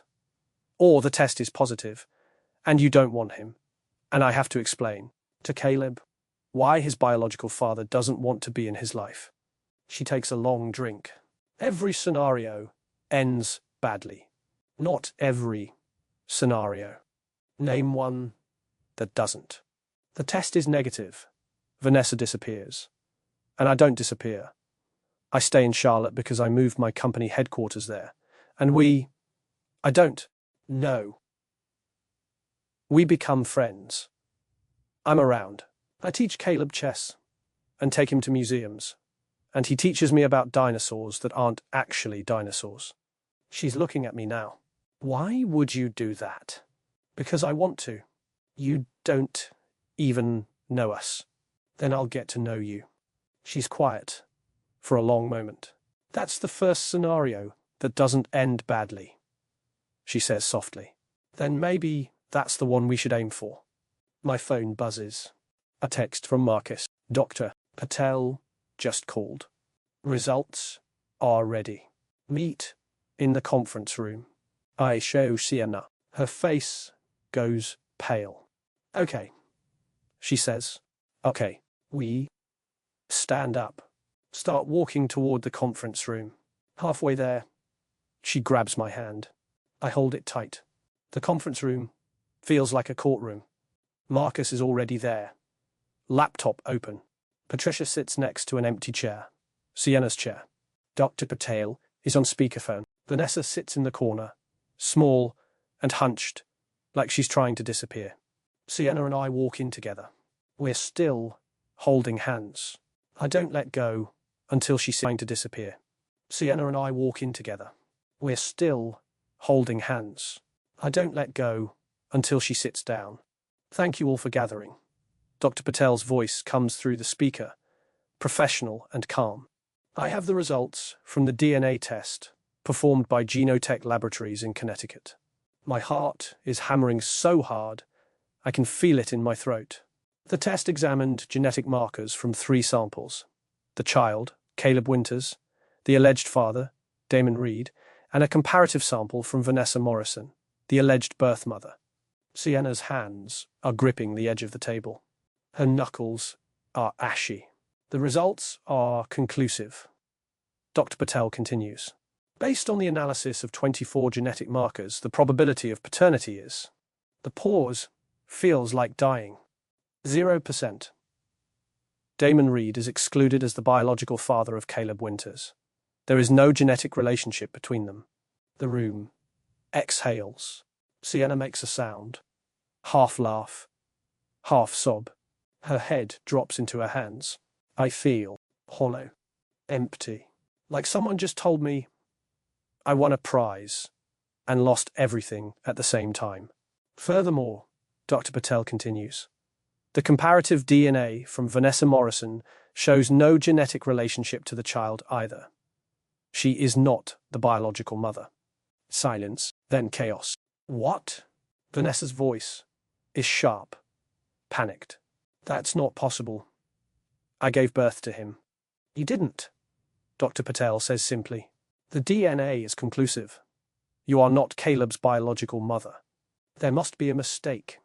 There's no mistake, Marcus says. He's pulling up something on his laptop. Dr. Patel ran the test twice. 2 separate analyses. Both came back the same. Vanessa is standing now, shaking. But I have the hospital records. I have the birth certificate. You have fraudulent documents, Patricia says coldly, for a birth that either never happened or happened to someone else. I don't understand. Vanessa looks genuinely confused, genuinely terrified. And that's when I know. You really believed it, didn't you? I say quietly. You really thought you gave birth to Caleb? She stares at me, tears streaming down her face. I did. She whispers. I did give birth. 8 years ago, at Princeton Medical. I held my baby for 10 minutes, and then I gave him away. And then where is he? Sienna asks. Her voice is steady now, but there's rage underneath. Where is the baby you gave birth to? Because he's not Caleb. Vanessa sinks back into her chair. I don't know. Let me guess. Marcus says, your brother told you he found him. Your brother told you he'd tracked down your biological son. Your brother showed you pictures and convinced you it was the same baby. Vanessa's face crumbles. How did you? Because it's the perfect con, Marcus says. You're desperate for money. Your brother's desperate for money. You really did give birth 8 years ago, so you have real hospital records. Real emotion, real guilt. All he had to do was convince you that this specific child was yours, point you toward your wealthy ex-husband, and let the scam play out. No, Vanessa says. No, he wouldn't. Marcus wouldn't. Your brother's name is Marcus. I ask. Marcus Delaney. She whispers. Marcus Chen is already typing. Found him. Marcus Delaney, age 34. Current resident of Atlantic City. Multiple arrests for fraud, gambling violations, assault. Currently out on bail for... He stops. Oh, this is interesting. What? He asks. He's wanted in connection with an adoption fraud ring. Several birth mothers came forward claiming they were scammed, told their babies went to good families, but the babies were actually sold for cash to the highest bidder. The room goes cold. No, Vanessa breathes. No, that's not. The agency was legitimate. New Beginnings Adoption Services. They're licensed. They're under investigation, Marcus says, reading from his screen. The state of New Jersey shut them down 4 months ago. The director is facing criminal charges for selling babies, falsifying documents, and fraud. Sienna's hand goes to her mouth. Oh my God. Your brother didn't find your son, I say to Vanessa. He found a child who was roughly the right age, the right appearance, and sold you a story. Probably showed you pictures he got from social media, documents he forged, enough to make you believe. But why? Vanessa is sobbing now. Why would he do that? Money, Marcus says flatly. He knew you'd do anything to make amends for giving up your child. He knew you had a wealthy ex-husband. He probably figured you'd get a settlement, child support, something, and he'd take his cut. I need to see your phone again, Marcus says to Vanessa. She hands it over, without protest this time. He scrolls, clicks, pulls up the deleted text thread. Apparently it's not as deleted as Vanessa thought. Here, he says, turning the laptop so we can all see. Messages from 3 days ago. Marcus D. found him. Your kid, living in Charlotte, with adoptive mother. Vanessa, are you sure? How do you know? Marcus D. I'm sure. Sending photos now. Vanessa, oh my God, he has Damon's eyes. Marcus D. See, told you. Now here's what you're going to do. The messages continue. Step-by-step instructions. How to accidentally run into me. What to say. How to react. Even a script for the emotional breakdown. He coached you through the whole thing, I say. Vanessa can't speak. She's just staring at the screen, her face a mask of horror. Ms. Morrison, Patricia says, her voice gentler now. Did you give your brother money for this information? Vanessa nods. $5,000. It was everything I had left. And he promised you what? That if I could get Damon to pay child support, we'd split it. That I'd finally be able to dig myself out of debt. She looks up at me. But I swear, I really thought Caleb was mine. I wouldn't have, if I'd known it was all lies. But you did know, Sienna says. Her voice is ice. You knew you were trying to extort money from Damon. You knew you were using a child, my child, as leverage. The fact that you believed he was biologically yours doesn't make it better. I know, Vanessa whispers. I know. And I'm sorry. I'm so sorry. Sorry doesn't fix this, Sienna says. She's standing now. Sorry doesn't undo the trauma you've put my son through. Sorry doesn't give me back the 2 days I spent terrified I was going to lose him. I never meant. I don't care what you meant. Sienna is shaking with rage. You saw a 7-year-old child and thought, I can use him. You didn't think about what it would do to him.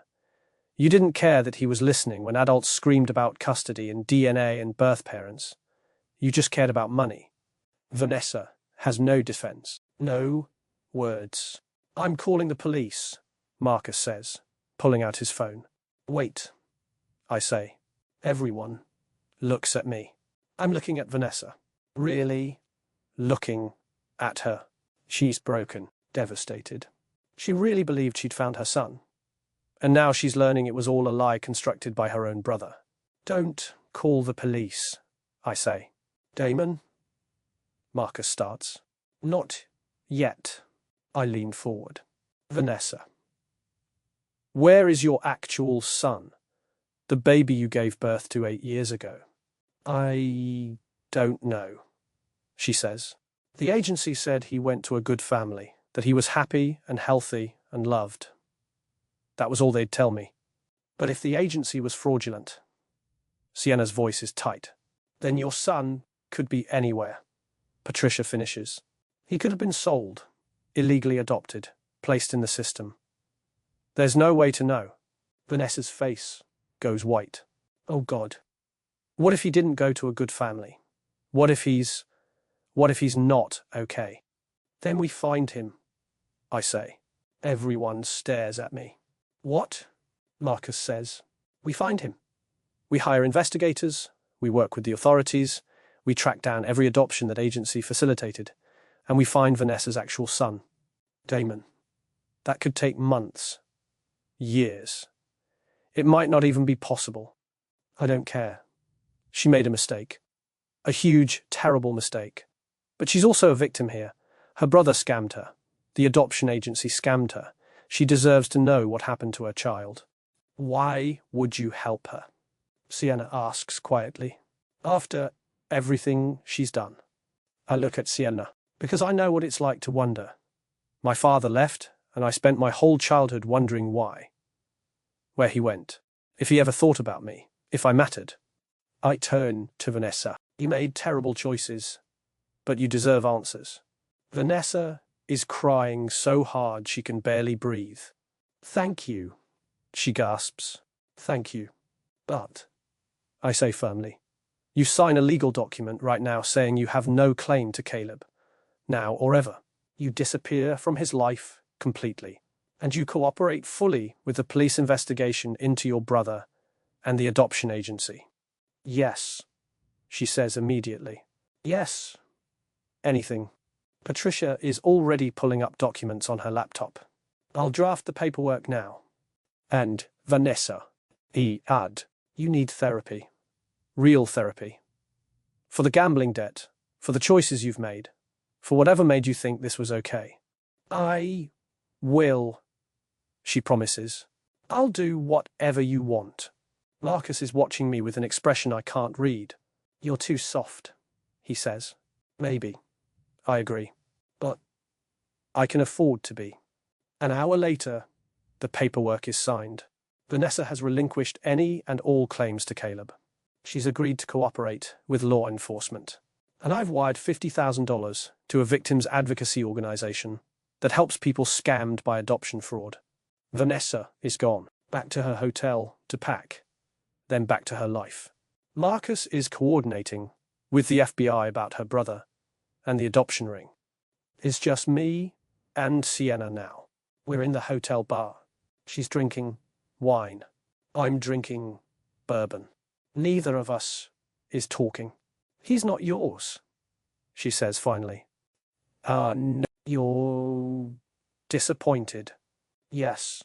She looks at me. Why? You barely know him. I know. I swirl the bourbon in my glass. But for 2 days, I got to imagine being his father. Got to imagine being part of something real. Something that mattered. Your company matters. Your empire. Does it? I shake my head. I have $3 billion, Sienna. $3 billion.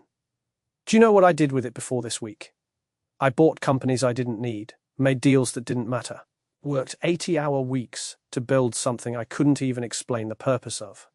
And now I met a kid who loves dinosaurs and a woman who'd fight the world for him. And I realized that none of my billions mean anything if I have no one to share them with. Sienna is quiet for a long moment. What are you saying, Damon? I'm saying I'm moving Reed Logistics headquarters to Charlotte. I'm saying I'm going to be around. And I'm saying if you'll let me, I'd like to be in Caleb's life. Not as his father, just as someone who cares. Why? Because I want to. Because he's an amazing kid. Because you're an amazing mother. Because for the first time in 15 years, I want something that isn't about money or power or winning. What do you want? I want Saturday mornings. I want to teach him chess and take him to museums and listen to him explain why pterodactyls aren't dinosaurs. I want to be someone who shows up, someone who matters. Not because of my bank account, but because I choose to be there. Sienna's eyes are wet. You're serious. Completely. You're going to move your entire company to Charlotte. For a kid you're not related to. For a kid I care about. And for a woman I'd like to get to know better. She's staring at me now. Damon, I'm not asking for anything, I say quickly. I'm not asking to be his father or your anything. I'm just asking for a chance to be part of your lives, however that looks. That's insane. Probably. You met us 2 days ago.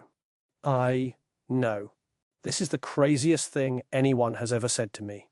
I know that too. She's quiet, thinking, calculating. One condition, she says finally. Name it. You don't use your money to fix everything. You don't swoop in and pay off my student loans or buy Caleb expensive gifts or make me feel like I owe you something. If you're going to be in our lives, you're there as Damon. Not as a billionaire. Just as a person. Deal. And you let me pay for dinner sometimes. That's going to be hard for me. I don't care. Those are my terms. I smile. Okay. You can pay for dinner sometimes. And you don't push. If I need space, if Caleb needs space, you respect that. I will. She studies me, looking for the lie, the catch, the hidden agenda. You really mean this, she says finally. I really do. She picks up her wine glass, holds it out. To the craziest 2 days of my life. I clink my bourbon against it. To new beginnings. We drink, and for the first time since this whole nightmare started, I feel like I can breathe. The next morning, Sienna and I have to tell Caleb. We're in her hotel suite. Caleb is eating pancakes and watching cartoons, completely oblivious to the fact that his entire world almost fell apart. Should we tell him everything? Sienna asks quietly. We're in the kitchenette, out of earshot. I don't know. What do you usually tell him about his adoption? The truth. Age-appropriate truth. That his birth parents loved him, but couldn't take care of him, so they made an adoption plan. That I was chosen to be his mom, and I love him more than anything in the world.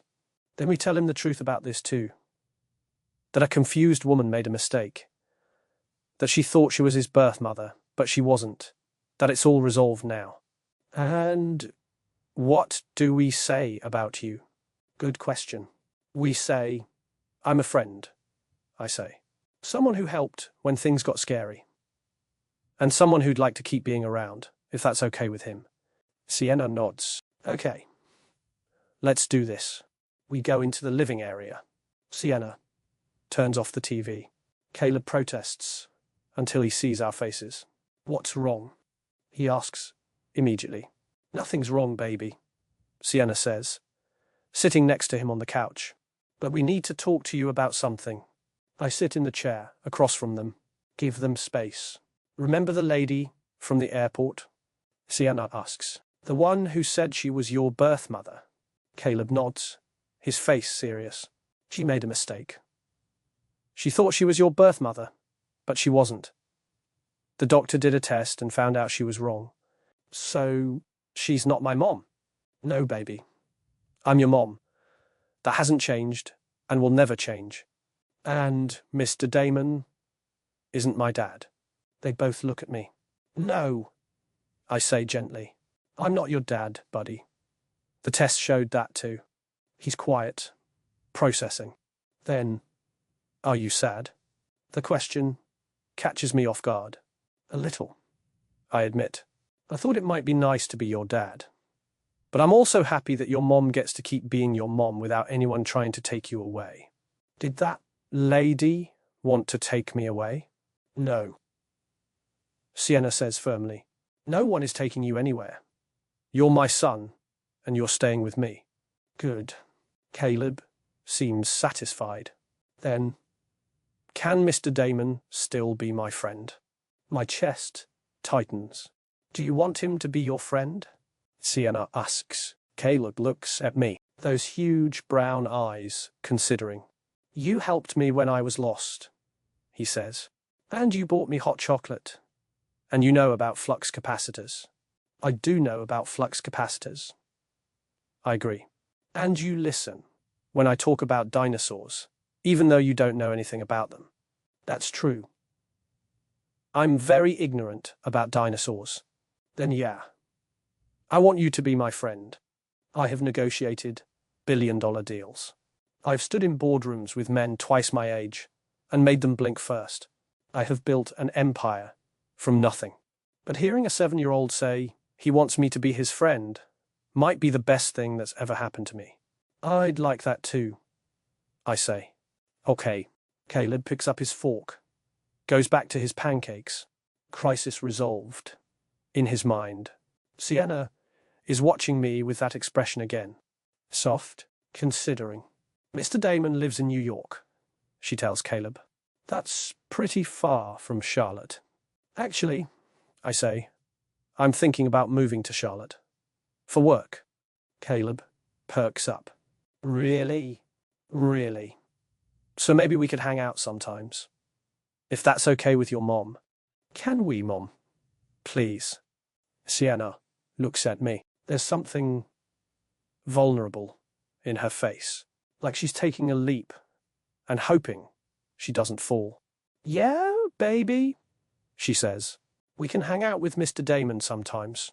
Caleb grins, gap-toothed and perfect. Cool. Can you teach me chess? Tommy at school knows chess, and I want to beat him. I can definitely teach you chess, I say. When? Whenever your mom says it's okay. Mom, Sienna laughs. Finish your breakfast first. Then we'll see. Caleb shovels pancakes into his mouth at record speed. Sienna and I exchange a look over his head. This is insane. I know it's insane. But it also feels more right than anything I've done in years.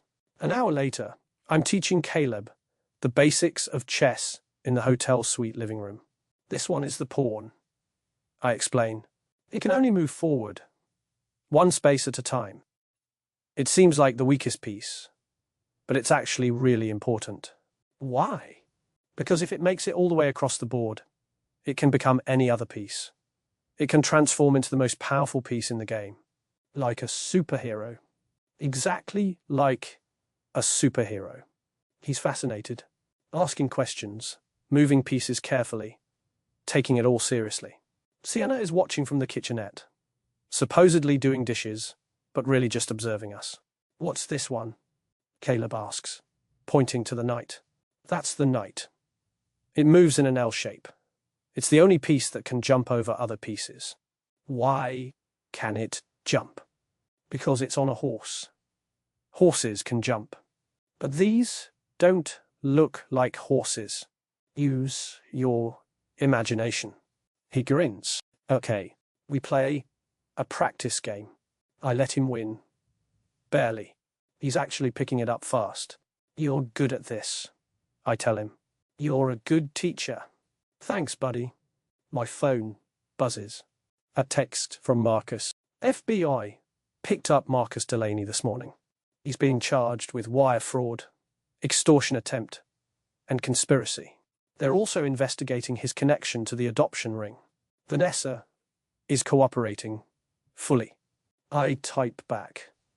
Good. Keep me posted. Work? Sienna asks, coming over. Something like that. I set the phone aside. It's handled. She sits down on the couch. What happens now? With Vanessa. She goes back to her life, gets therapy, hopefully gets her life together, and we try to find her actual son. You're really going to help her find him? I said I would, even after what she did. She's a victim too. Just a victim who made terrible choices. I move a chess piece for Caleb, showing him a strategy. Everyone deserves a second chance. Not everyone would see it that way. I'm not everyone. She's quiet for a moment. No. You're really not. Caleb is setting up the board for another game. Mr. Damon? After chess, can we get ice cream? That's up to your mom. Mom? Please. Sienna checks her watch. It's 10 a.m. Ice cream doesn't have a time requirement, I say. She gives me a look. You're not helping. Probably not. She sighs, but she's smiling. Fine. One scoop. And then we need to pack because we have a flight to catch this afternoon. Going home? I ask. Yeah. Back to real life. Back to work tomorrow, school on Monday, normalcy. Sounds nice. It will be. She pauses. What about you? Back to New York. For a few weeks. I need to set things up with the company, arrange the move to Charlotte. Probably take a month. And then I'll be around. If that's still okay. It's okay, she says softly. Caleb is tugging on my sleeve. Come on. Ice cream time. All right. I stand up. Then look at Sienna. You coming. Someone has to make sure you don't buy him the entire ice cream shop. That was one time. That was literally 30 minutes ago in my imagination. But I know that's where this is heading. Eat green. You barely know me. I know enough. The ice cream shop is crowded with tourists and families. Caleb gets chocolate with sprinkles. Sienna gets vanilla. I get coffee. Coffee, ice cream. Caleb makes a face. That's gross. It's an acquired taste. What's acquired mean? It means you have to be old to appreciate it. Sienna laughs. Are you calling yourself old? I'm 38. That's ancient to a 7-year-old. I'm 33. What does that make me? Also ancient. We're practically dinosaurs. Caleb giggles. You're not dinosaurs. Dinosaurs are extinct. Give it time, I mutter. We sit at a small table by the window. Caleb gets chocolate all over his face immediately. Sienna wipes it off with a napkin. Automatic and tender. I watch them and think, this could be my life. These moments. These small, perfect, ordinary moments. What are you thinking? Sienna asks. That I haven't had ice cream in the middle of the day in probably 20 years. Why not? Too busy. Too focused on work. Too everything. And now I'm thinking I've been missing out. She smiles. Yeah, you have been. Caleb is swinging his legs, humming to himself, completely content. A kid who almost had his world torn apart, but doesn't know it. A kid who's safe because his mother fought for him. Thank you, I say quietly. For what? For letting me be here. For trusting me with him. I don't trust you yet, she says honestly, but I want to. That's fair. Ask me again in 6 months. I will. We finish our ice cream. Walk back to the hotel. The whole way, Caleb is between us, holding both our hands. It feels like family. It feels like home. At 2 p.m., I'm standing in the hotel lobby, watching Sienna and Caleb get into a taxi that will take them to the airport. Text me when you land, I say. I will, Sienna promises. Caleb hugs me. Quick and impulsive and perfect. Bye, Mr. Damon. See you in Charlotte. See you in Charlotte, buddy. He climbs into the taxi. Sienna lingers for a moment. This is crazy, she says. Completely. You're really moving your entire company. I really am. For us. For me. I correct. You and Caleb are the reason. But I'm doing it for me. Because I want a different life. She searches my face. Okay. Okay? Okay. She leans in. Kisses my cheek. Quick and soft. See you in Charlotte, Damon.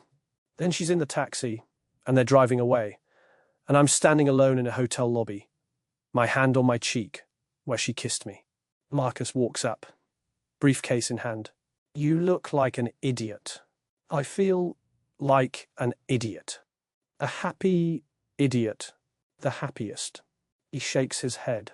Never thought I'd see the day. Damon Reed, brought down by a single mother and her kid. I'm not brought down. I'm built up. Same difference. He claps me on the shoulder. Come on. We have a flight to catch. You have a company to relocate and a life to dismantle. And rebuild. And rebuild, he agrees. We head toward the exit. I look back once at where the taxi disappeared. In 3 days, my entire world changed. I walked into LaGuardia Airport with a $90 million deal and an empty life. I'm walking out with neither the deal nor the emptiness. I'm walking out with possibility. And for the first time in 15 years, that's enough. Charlotte, North Carolina. My new office. It's smaller than the New York headquarters. More windows. Better light. I can see the city from here. Not the concrete jungle I'm used to, but actual trees and sky. Jennifer is standing in the doorway, tablet in hand, looking at me like I've lost my mind. The board is asking questions, she says. Let them ask. They want to know why you relocated the entire company with 3 weeks' notice, why you turned down the Singapore expansion, why you've been leaving the office at 5 p.m. every day. Tell them I'm prioritizing work-life balance. They'll think you've had a breakdown. Maybe the first have. I lean back in my chair. A good kind of breakdown. She sighs. You're different. Better or worse. Just different. She consults her tablet. You have the Reed Foundation meeting at 3 p.m. The Education Committee wants to expand the scholarship program. They need approval for an additional $2 million in funding. Approved. You didn't even look at the proposal. Don't need to. If they think it's worth it, it is. Jennifer stares at me. Who are you? And what have you done with my boss? Your boss is learning to delegate. Your boss never learned to delegate in 15 years. Why now? Because I have a chess match at 6 p.m. with a 7-year-old who's getting scary good. Because I promised Sienna I'd help her grocery shop tomorrow. She finally agreed to let me do something normal with them. Because I'm learning that my empire doesn't crumble if I step away from it for a few hours. Because it's time, I say. Jennifer shakes her head, but she's smiling. Fine. I'll tell the board you're focused on strategic initiatives and long-term growth. You do that. She leaves. I turn to my computer. Pull up the email from the private investigation firm I hired. Subject: Vanessa Morrison investigation. Update: I open it. Mr. Wright. We've made progress in locating the biological child Ms. Morrison gave birth to in March 2015.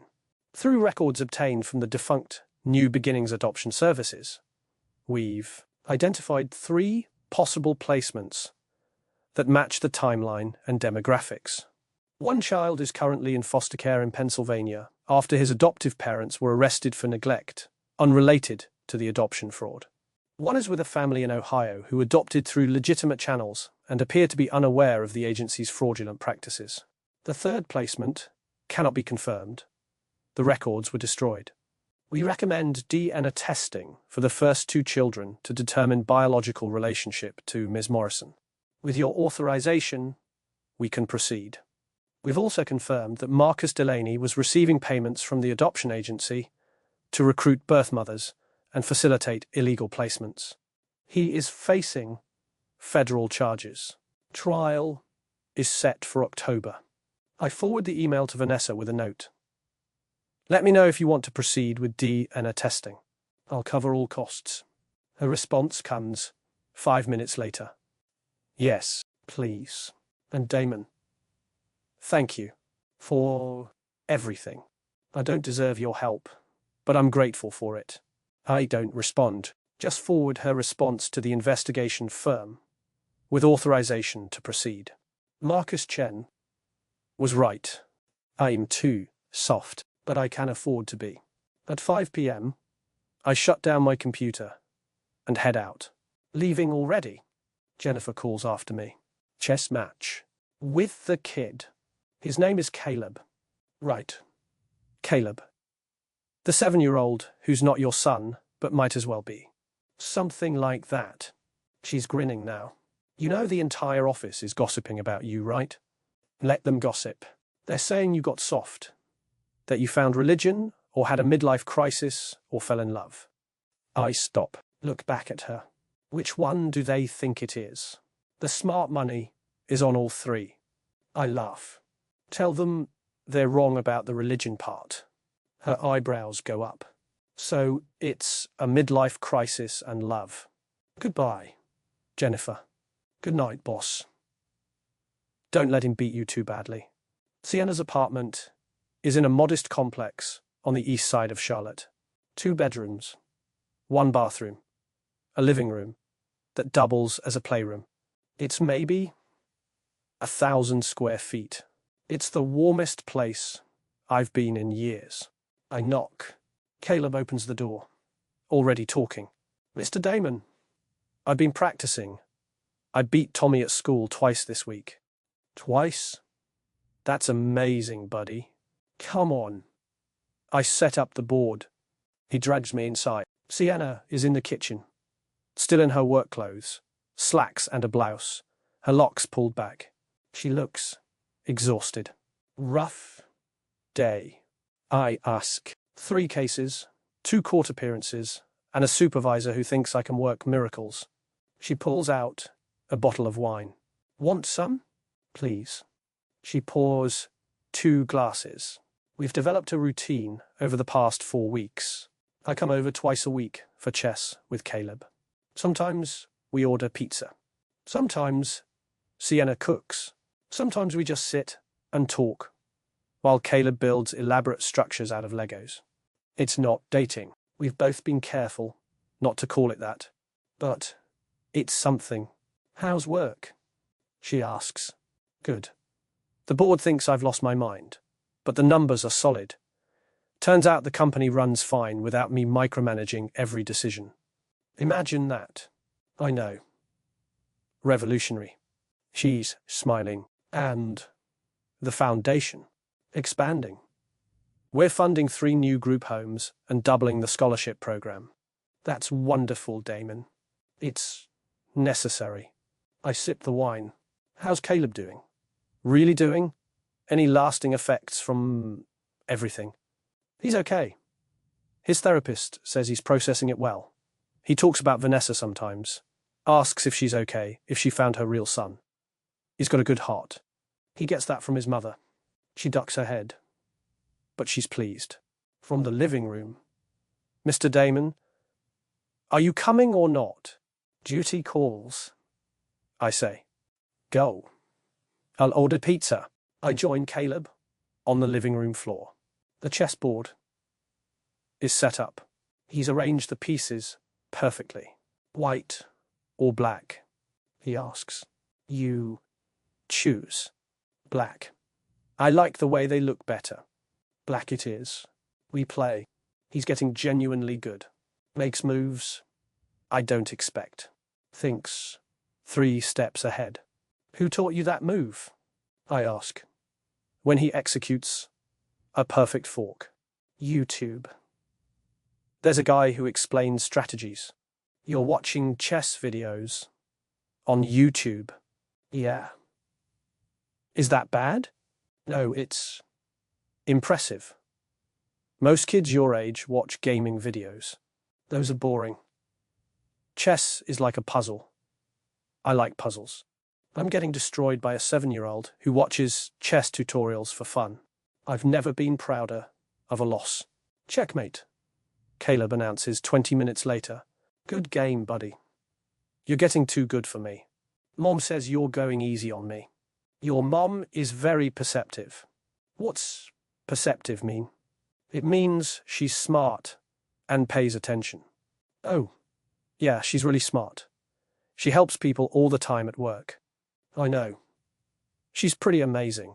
Do you like my mom? Caleb asks suddenly. The question catches me off guard. Yeah, I say carefully. I like your mom a lot. Like.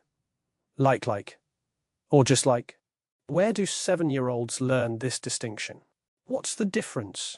Like is when you want to kiss someone. Just like is when you're friends. Oh boy, I think your mom and I are still figuring that out. I say honestly. But you want to like her. Caleb. Because she likes you. She told Grandma on the phone. My heart stops. She did? Yeah. She said you're kind and patient and good with me. And that you have a nice smile. He's rearranging the chess pieces. Completely casual. Grandma said she should go on a date with you. Mom said she's scared. Scared of what? I don't know. She didn't say. I'm getting relationship advice from a 7-year-old who was eavesdropping on his mother's phone calls. This is my life now. Pizza's here. Sienna calls from the kitchen. We eat at the small dining table. Caleb tells us about school, about Tommy and the chess matches, about his science project on dinosaurs, about the field trip next week to the Natural History Museum. Can Mr. Damon come on the field trip? Caleb asks. That's for parents, baby, Sienna says. But Mr. Damon knows about museums. He could help. I'm sure he's busy with work. Actually, I interrupt, I'd love to come, if they allow non-parent chaperones.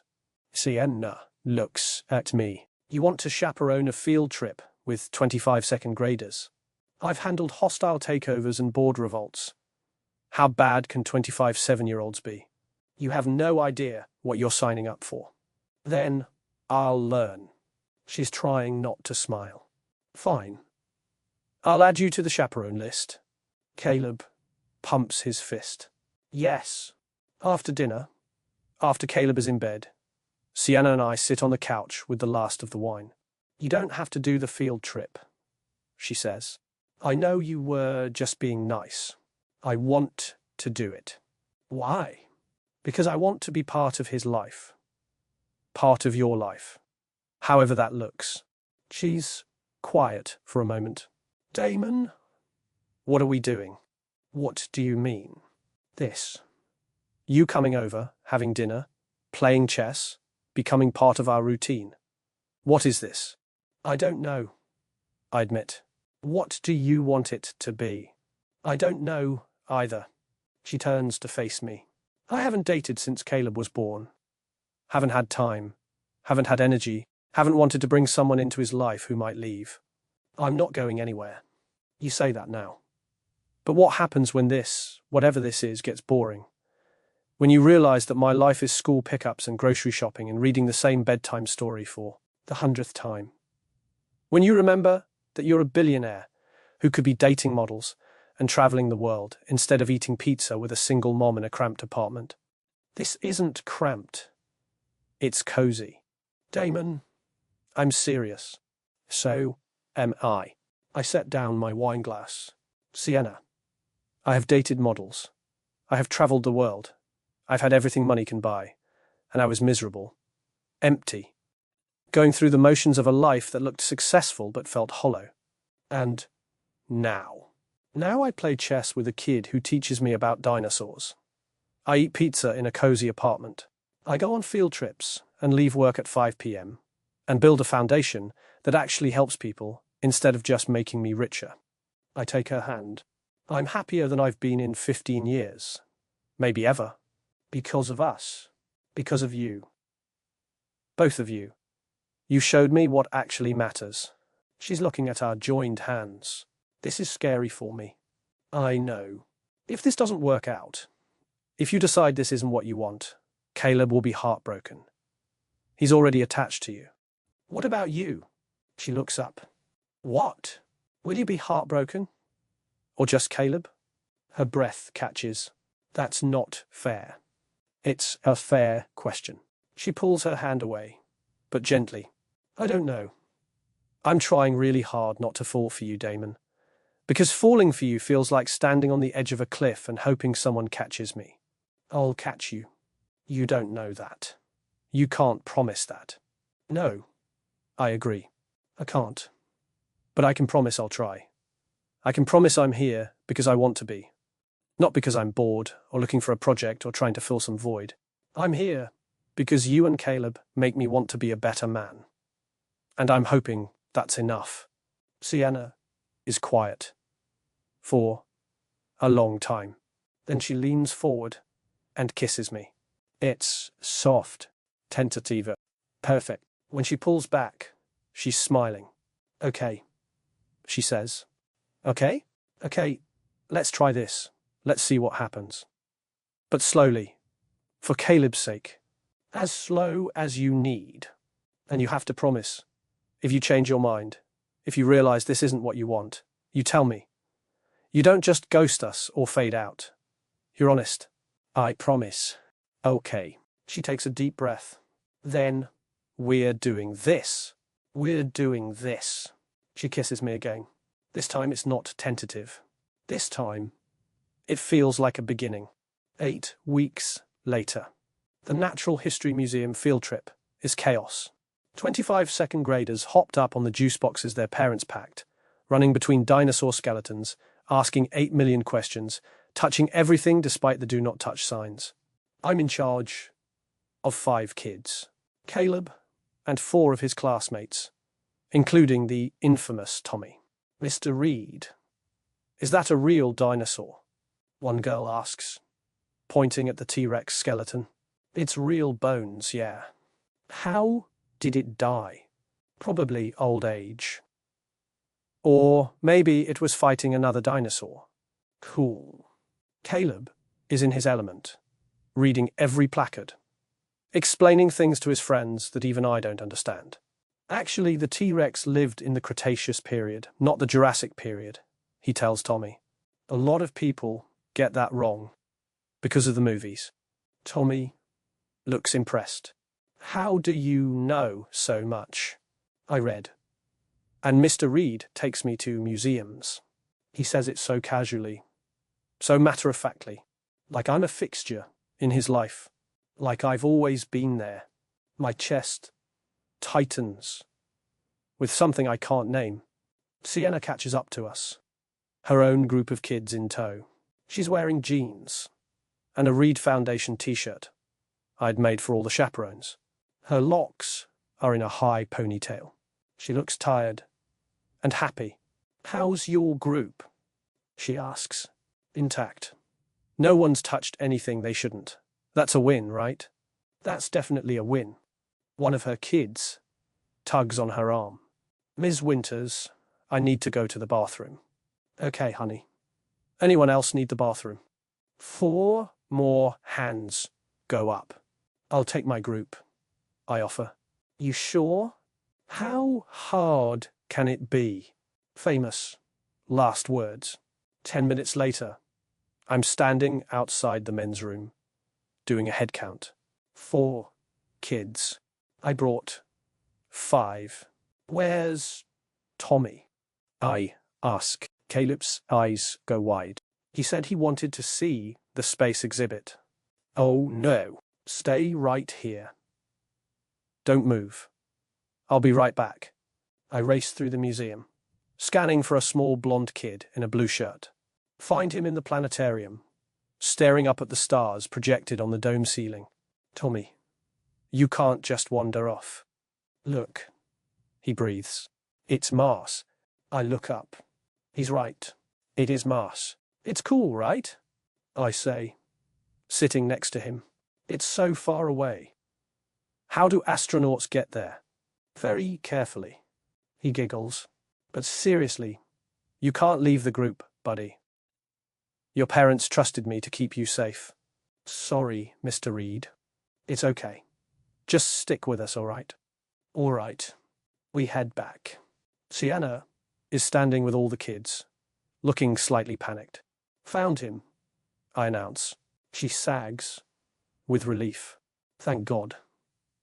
I was about to call security. He was stargazing. Of course he was. She gives Tommy the teacher look. We stay with the group, Tommy. Always. Yes, Ms. Winters. Crisis averted. We finish the museum tour. The kids are exhausted by the end, dragging their feet toward the buses. Caleb falls asleep on my shoulder on the ride back to school. Sienna snaps a picture. For evidence, she whispers. When you claim this wasn't exhausting. I never said it wasn't exhausting. I said it was worth it. Yeah, she says softly, looking at Caleb. It is. That night, after Caleb is in bed, Sienna and I are on her couch. This has become our routine. Chess with Caleb, dinner, bedtime, then adult time. Sometimes we talk. Sometimes we watch TV. Sometimes we just sit in comfortable silence. Tonight, Sienna is curled against my side, her head on my shoulder. Thank you for today, she says. For losing a child in a museum. For finding him. For caring enough to run through the museum like a crazy person. I was terrified I'd have to tell his parents I lost their kid. She laughs. Welcome to parenting. Terror is the baseline emotion. How do you do this every day? Lots of coffee. And love. Love helps. I kissed the top of her head. We've been taking it slow, she insisted. But slow still includes stolen kisses, held hands, her falling asleep on my couch during movies. It includes me keeping a toothbrush at her apartment, her having a key to my place. It includes Caleb asking when Mr. Damon is coming over, and being disappointed on days I'm not there. It includes feeling like I'm building something real. I got an update from the investigators, I say, about Vanessa's son. Sienna sits, and they found him. DNA test confirmed it. He's in Ohio with a family who adopted him legitimately. They're good people. The adoption was legal on their end. They had no idea about the agency's fraud. How's Vanessa? Grateful. Heartbroken. Relieved. All of it. I pull out my phone, show her an email. She sent this. Sienna reads it aloud. Damon. I spoke with the family. They were shocked to learn about the agency. But they've agreed to let me meet him. Just once. Supervised. They're not ready for more. And I don't blame them. But I get to see him. I get to know he's safe and loved and happy. They're better parents than I ever would have been. He has a good life. A real family. Thank you for making this possible. For giving me closure. For being a better person than I deserve. I'm in therapy now. Working on my gambling problem, my debt, my issues. It's hard, but I'm trying. I hope you're happy. I hope you found what you were looking for. Did you? Sienna asks, setting the phone down. Find what you were looking for. I wasn't looking for anything. I was running from an empty life. I pull her back against me. But yeah, I found it anyway. What did you find? Purpose. Family. Home. House. Love. She goes, very still. Damon. I'm in love with you, I say. The words come easier than I expected. I have been for weeks. Maybe since that first day in the airport when you ran to Caleb like the world was ending. Maybe since you threatened to destroy Vanessa and me if we tried to take him. Maybe since you fell asleep on my couch during the Empire Strikes Back. I didn't fall asleep. You were snoring. I don't snore. You definitely snore. She's laughing and crying at the same time. You can't just say that. Why not? Because it's too fast. Because we agreed to take it slow. Because you're scared. I say gently. I know. But I'm scared too. I've never done this before. Never wanted this before. But I want it now. I want you. I want Caleb. I want Saturday mornings and field trips and burnt dinners and all of it. I can't promise you perfect, she whispers. I can't promise you easy. My life is complicated and messy, and I don't want perfect. I want real. I cup her face in my hands. I want you. I'm scared, she admits. I know, but I love you too. The words hit me like lightning. Yeah. She's crying. For real. Now, I tried not to. Tried to keep it just friendly. Just slow, just safe. But you made it impossible. You show up for Caleb. You show up for me. You care about things that matter. How am I supposed to not love you? Kiss her. Deep and long and perfect. When we pull apart, she's smiling through tears. What does this mean? She asks. For us, it means whatever we want it to mean. That's not an answer. Okay. How about this? It means I want to be with you. Officially. No more taking it slow or seeing where this goes. I want to be your partner. Caleb's, whatever he needs me to be. I want to build a life with you. You're talking about moving in. Marriage. Eventually.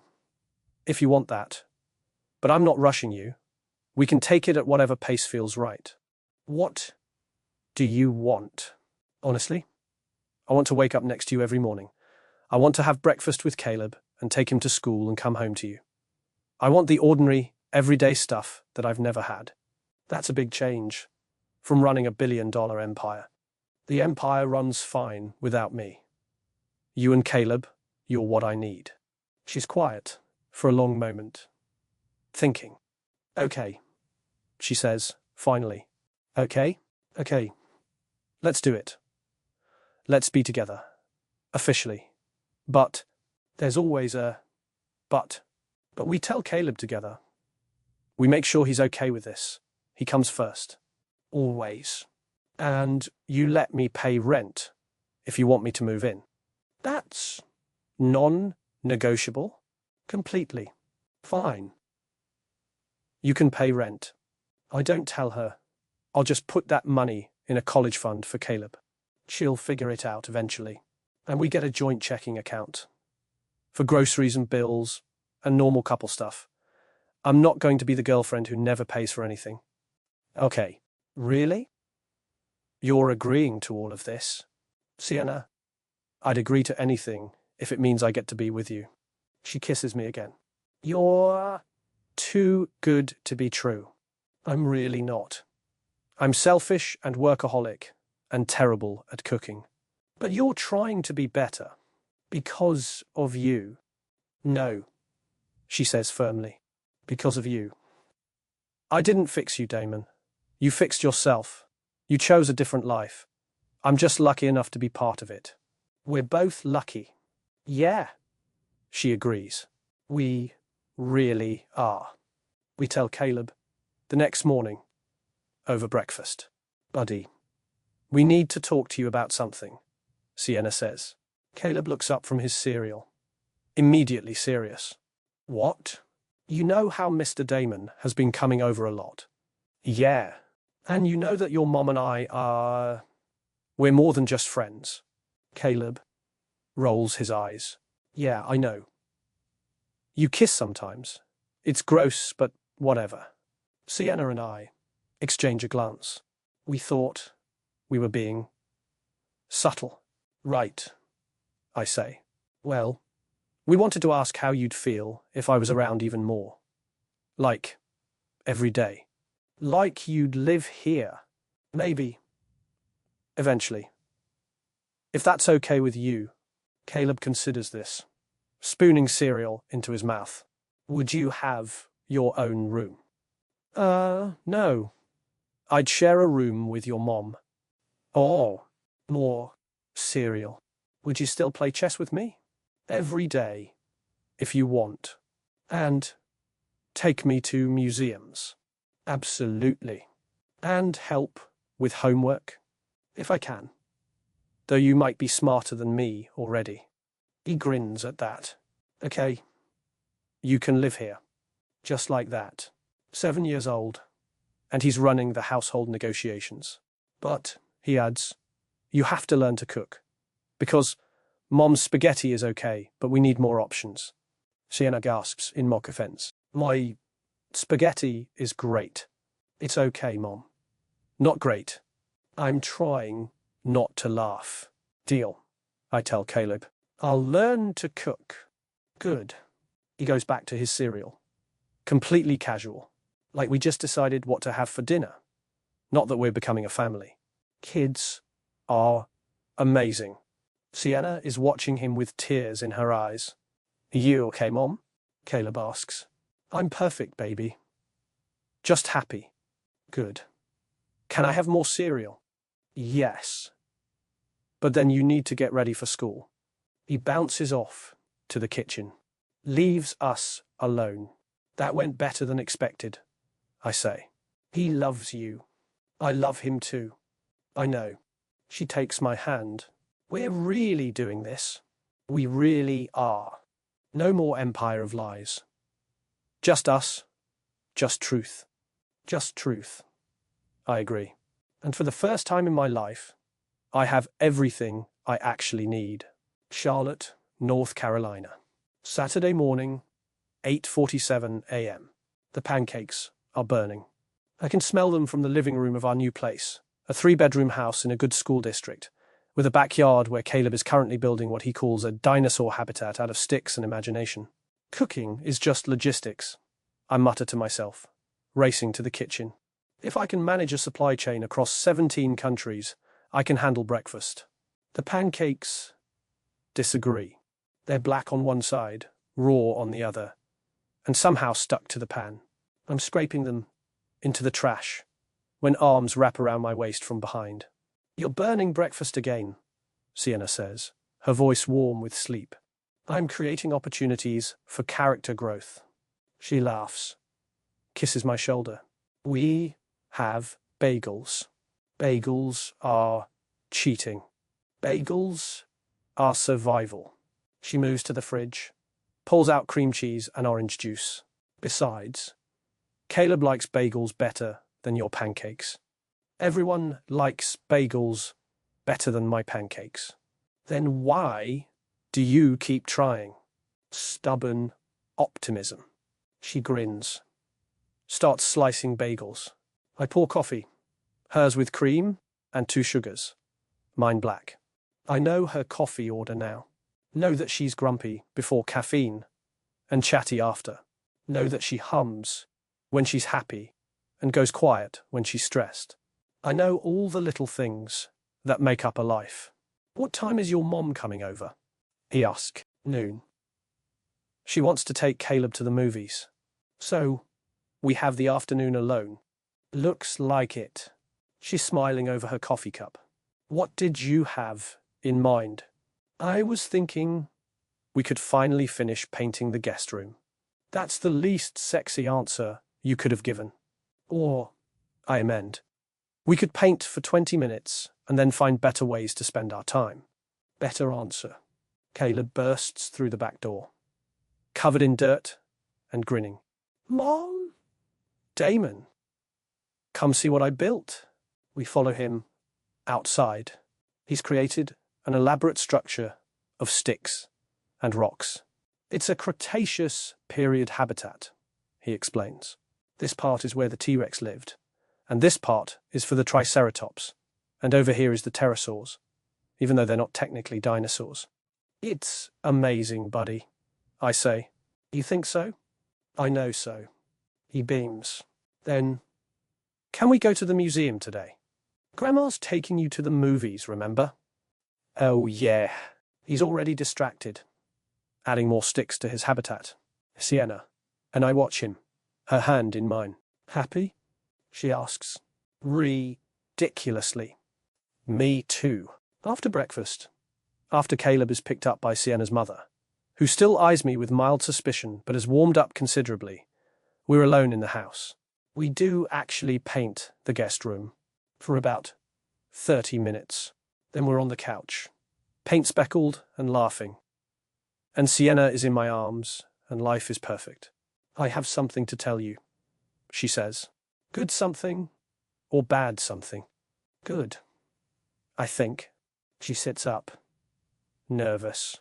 I got offered a promotion at work, supervisor position. More money, better hours, less direct case work. That's amazing. Why do you look worried? Because it means I'd be managing people instead of helping kids directly. It feels like, I don't know, selling out. It's not selling out. It's growth. You can do more good as a supervisor, training new social workers, shaping policy, fighting for resources. I tuck a lock behind her ear.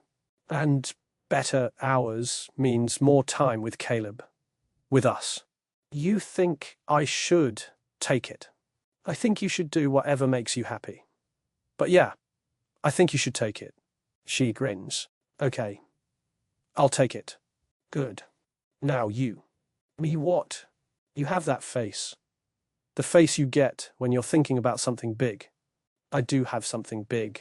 I've been carrying the ring for 2 weeks, waiting for the right moment. This might be it. Sienna.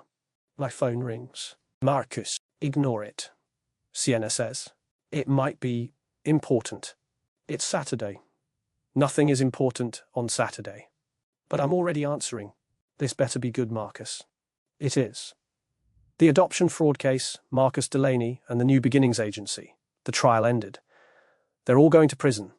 10 to 15 years for the director, 5 to 7 for your ex-wife's brother. Good. And Vanessa wanted me to tell you she's moving to Ohio, to be closer to her son. The family agreed to periodic supervised visits.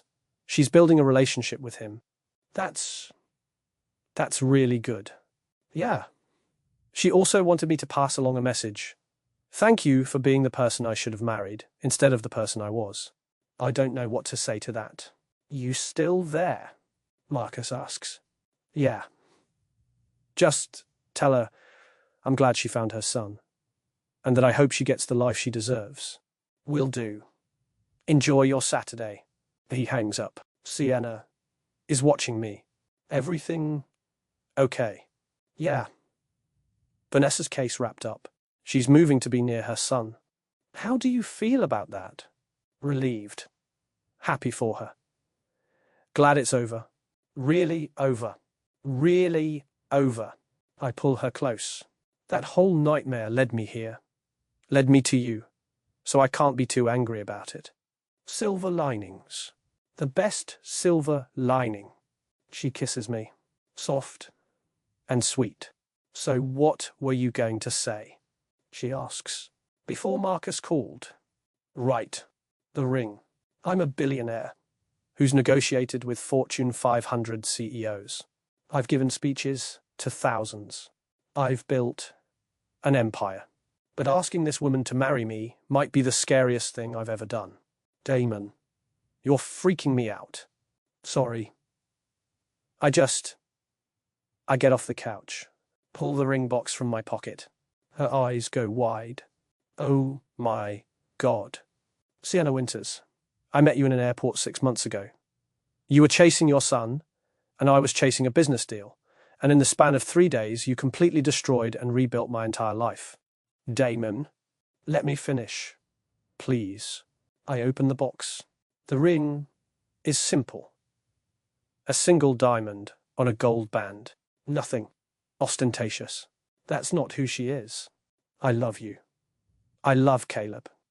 I love this life we're building. And I know we've only been together officially for a few months. I know it's fast. But I also know that I want to spend the rest of my life with you. So I'm asking, will you marry me? She's crying. Happy tears. This time. Yes, she says. Yes, you ridiculous man. Of course, yes. I slide the ring on her finger. It fits perfectly. She launches herself at me. We end up on the floor, laughing and crying and kissing. I love you, she says between kisses. I love you too. We have to tell Caleb. We will. When he gets home, he's going to be so excited. Think so? He asked me last week when you were going to be his real dad. My chest tightens. What did you tell him? That you already were. In all the ways that matter. Sienna. I know biology doesn't make you his father, but choice does. Showing up does. And you've shown up every single day. He makes it easy. No, you make it look easy. But I know it's work. I know you're still learning. But you're trying, and that matters. We lie on the paint-speckled floor of our half-painted guest room, engaged, happy, complete. When should we get married? Ask. I don't know. Spring? Summer? Tomorrow? She laughs. Someone's eager. I've waited 38 years for this. I don't want to wait anymore. How about a compromise? 6 months. Small ceremony. Just family and close friends. Deal. And I'm not changing my name. Okay. Really? No fight? Your name is yours. I'm not the kind of man who needs his wife to take his name to feel like a man. Good answer. She kisses me. I'm still hyphenating Caleb's name, though. Winters Reed. I'd be honored. We stay on the floor until we hear a car in the driveway. That's probably your mom, I say. We scramble up. Try to look presentable. Sienna's paint-speckled. I have ceiling dust in my hair. We're both grinning like idiots. Caleb bursts through the door. The movie was awesome. There were dinosaurs. Well, not real dinosaurs, but CGI dinosaurs, and they fought, and he stops, looks at us. Why are you guys all messy? We were painting, Sienna says. It looks like you were fighting paint and losing. Accurate assessment. I agree. Sienna's mom walks in, takes one look at us, and smiles. What did I miss? Grandma? Caleb is bouncing. You missed Mom and Damon being weird. I miss that every day, baby. Sienna holds up her hand, showing the ring. Actually, you missed Damon proposing. Her mother's hand goes to her chest. Oh, we're getting married, Caleb shouts, even though no one told him yet. I knew it. Tommy owes me $5. You bet on us getting engaged? Sienna asks. Tommy said it would take a year. I said 6 months. I win. You're mercenary. I tell him. What's mercenary mean? It means you're smart about money. He grins. Sienna's mother hugs us both. I'm so happy for you. Both of you. To me, you better take care of my daughter. With my life? I promise. Good. She pulls back, wiping her eyes. Now, I'm taking this young man for ice cream to celebrate. You two finish painting or whatever you were actually doing. Grandma! Caleb giggles. They leave. We're alone again. Your mom likes me, I say. She tolerates you. I'll take it. We go back to painting. This time, we actually finish the room. That night, after dinner, after Caleb's bath and bedtime story, he calls us both into his room. I have a question, he says seriously. Shoot, I say. When you marry Mom, does that mean you'll be my dad? Like, officially? Sienna and I exchange a look. Do you want me to be? I ask carefully. Yeah, but not like... I know you're not my birth dad, but you're here and you help with homework and play chess and come to school stuff. That's what dads do, right? Yeah, buddy. That's what dads do. So can I call you Dad instead of Damon? My throat is tight. I can't speak. Sienna squeezes my hand. If you want to, I finally manage. I'd be honored. Cool. Good night, Dad. Just like that. Easy as breathing. Good night, Caleb. Sienna and I leave his room. Stand in the hallway. You okay? She asks. Yeah. I wipe my eyes. I didn't expect that.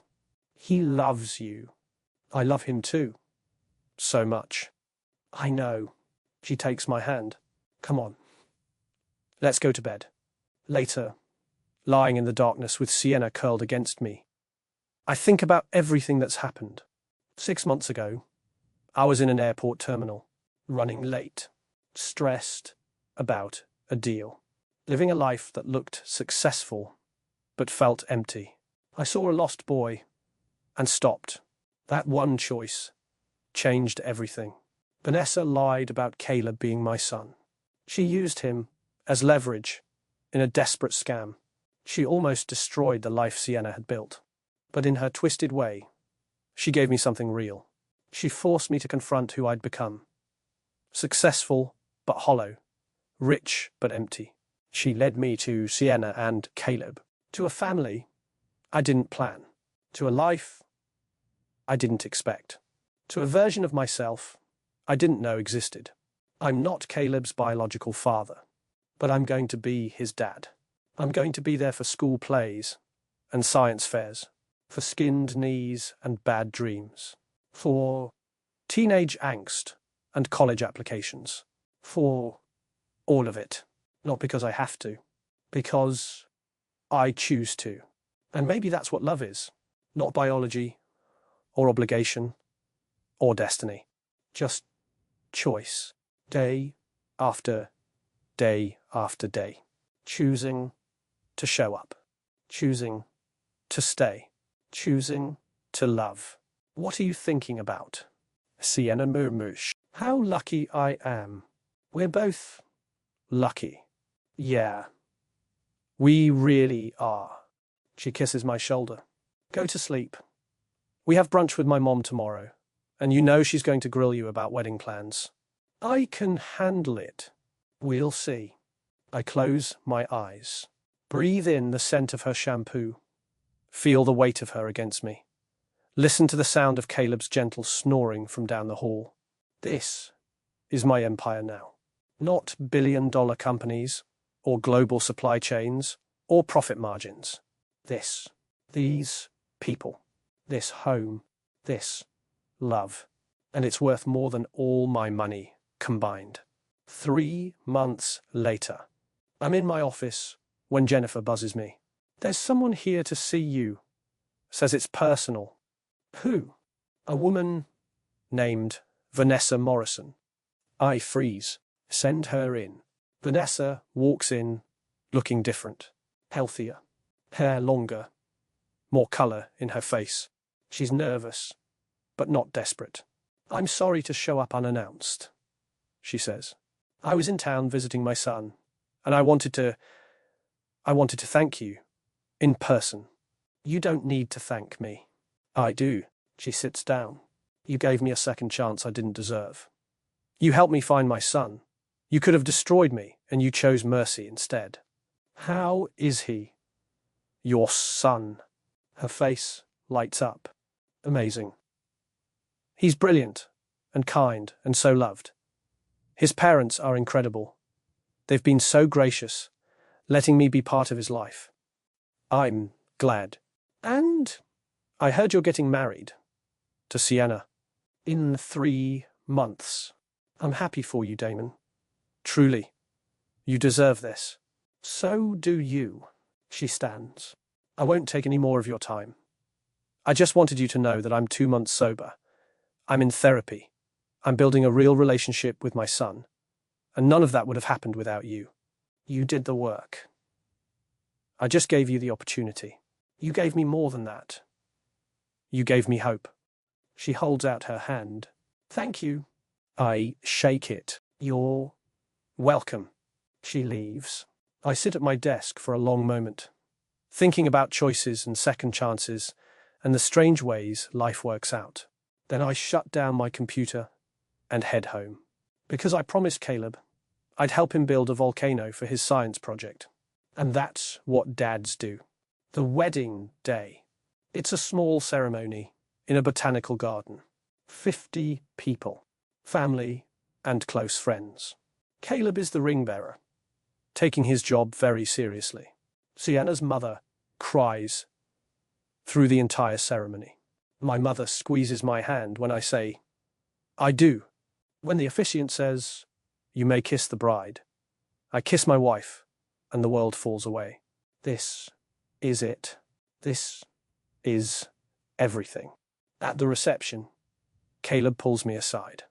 Dad, still not used to that. Still makes my chest tight. Every time. Yeah, buddy, I have something for you. He hands me a folded piece of paper. I open it. It's a drawing. 3 stick figures. 1 with locks. 1 tall, 1 small. All holding hands. At the top, in careful second-grade handwriting, my family. I made it in art class. he says. Is it okay? I can't speak. I just hug him. I love it. I finally say. I love you. I love you too, Dad. Sienna finds us like that. Joins the hug. What's happening? Caleb made us a picture. She looks at it. Starts crying again. It's perfect. You're all sappy, Caleb complains. But he's smiling. We stand there, the three of us, in the middle of a botanical garden, surrounded by family and friends and flowers. A family built on choice, not blood. On love. Not obligation. On showing up. Day after day after day. If this story meant something to you, subscribe to Empire of Lies. We tell stories that matter. Stories about family, love, deception, and the truth that emerges when everything falls apart. Comment below. Who's the real hero of this story? Damon, who learned to value people over profit. Sienna, who fought to protect her son. Or Caleb, who showed two broken adults what family really means. And share this with someone who needs to remember that family is what you make it. That love isn't about biology or obligation. It's about choosing to show up every single day for the people who matter. Thanks for watching. I'll see you in the next story. Because everyone has an empire. And everyone has lies. The question is, what happens when the empire falls and only the truth remains?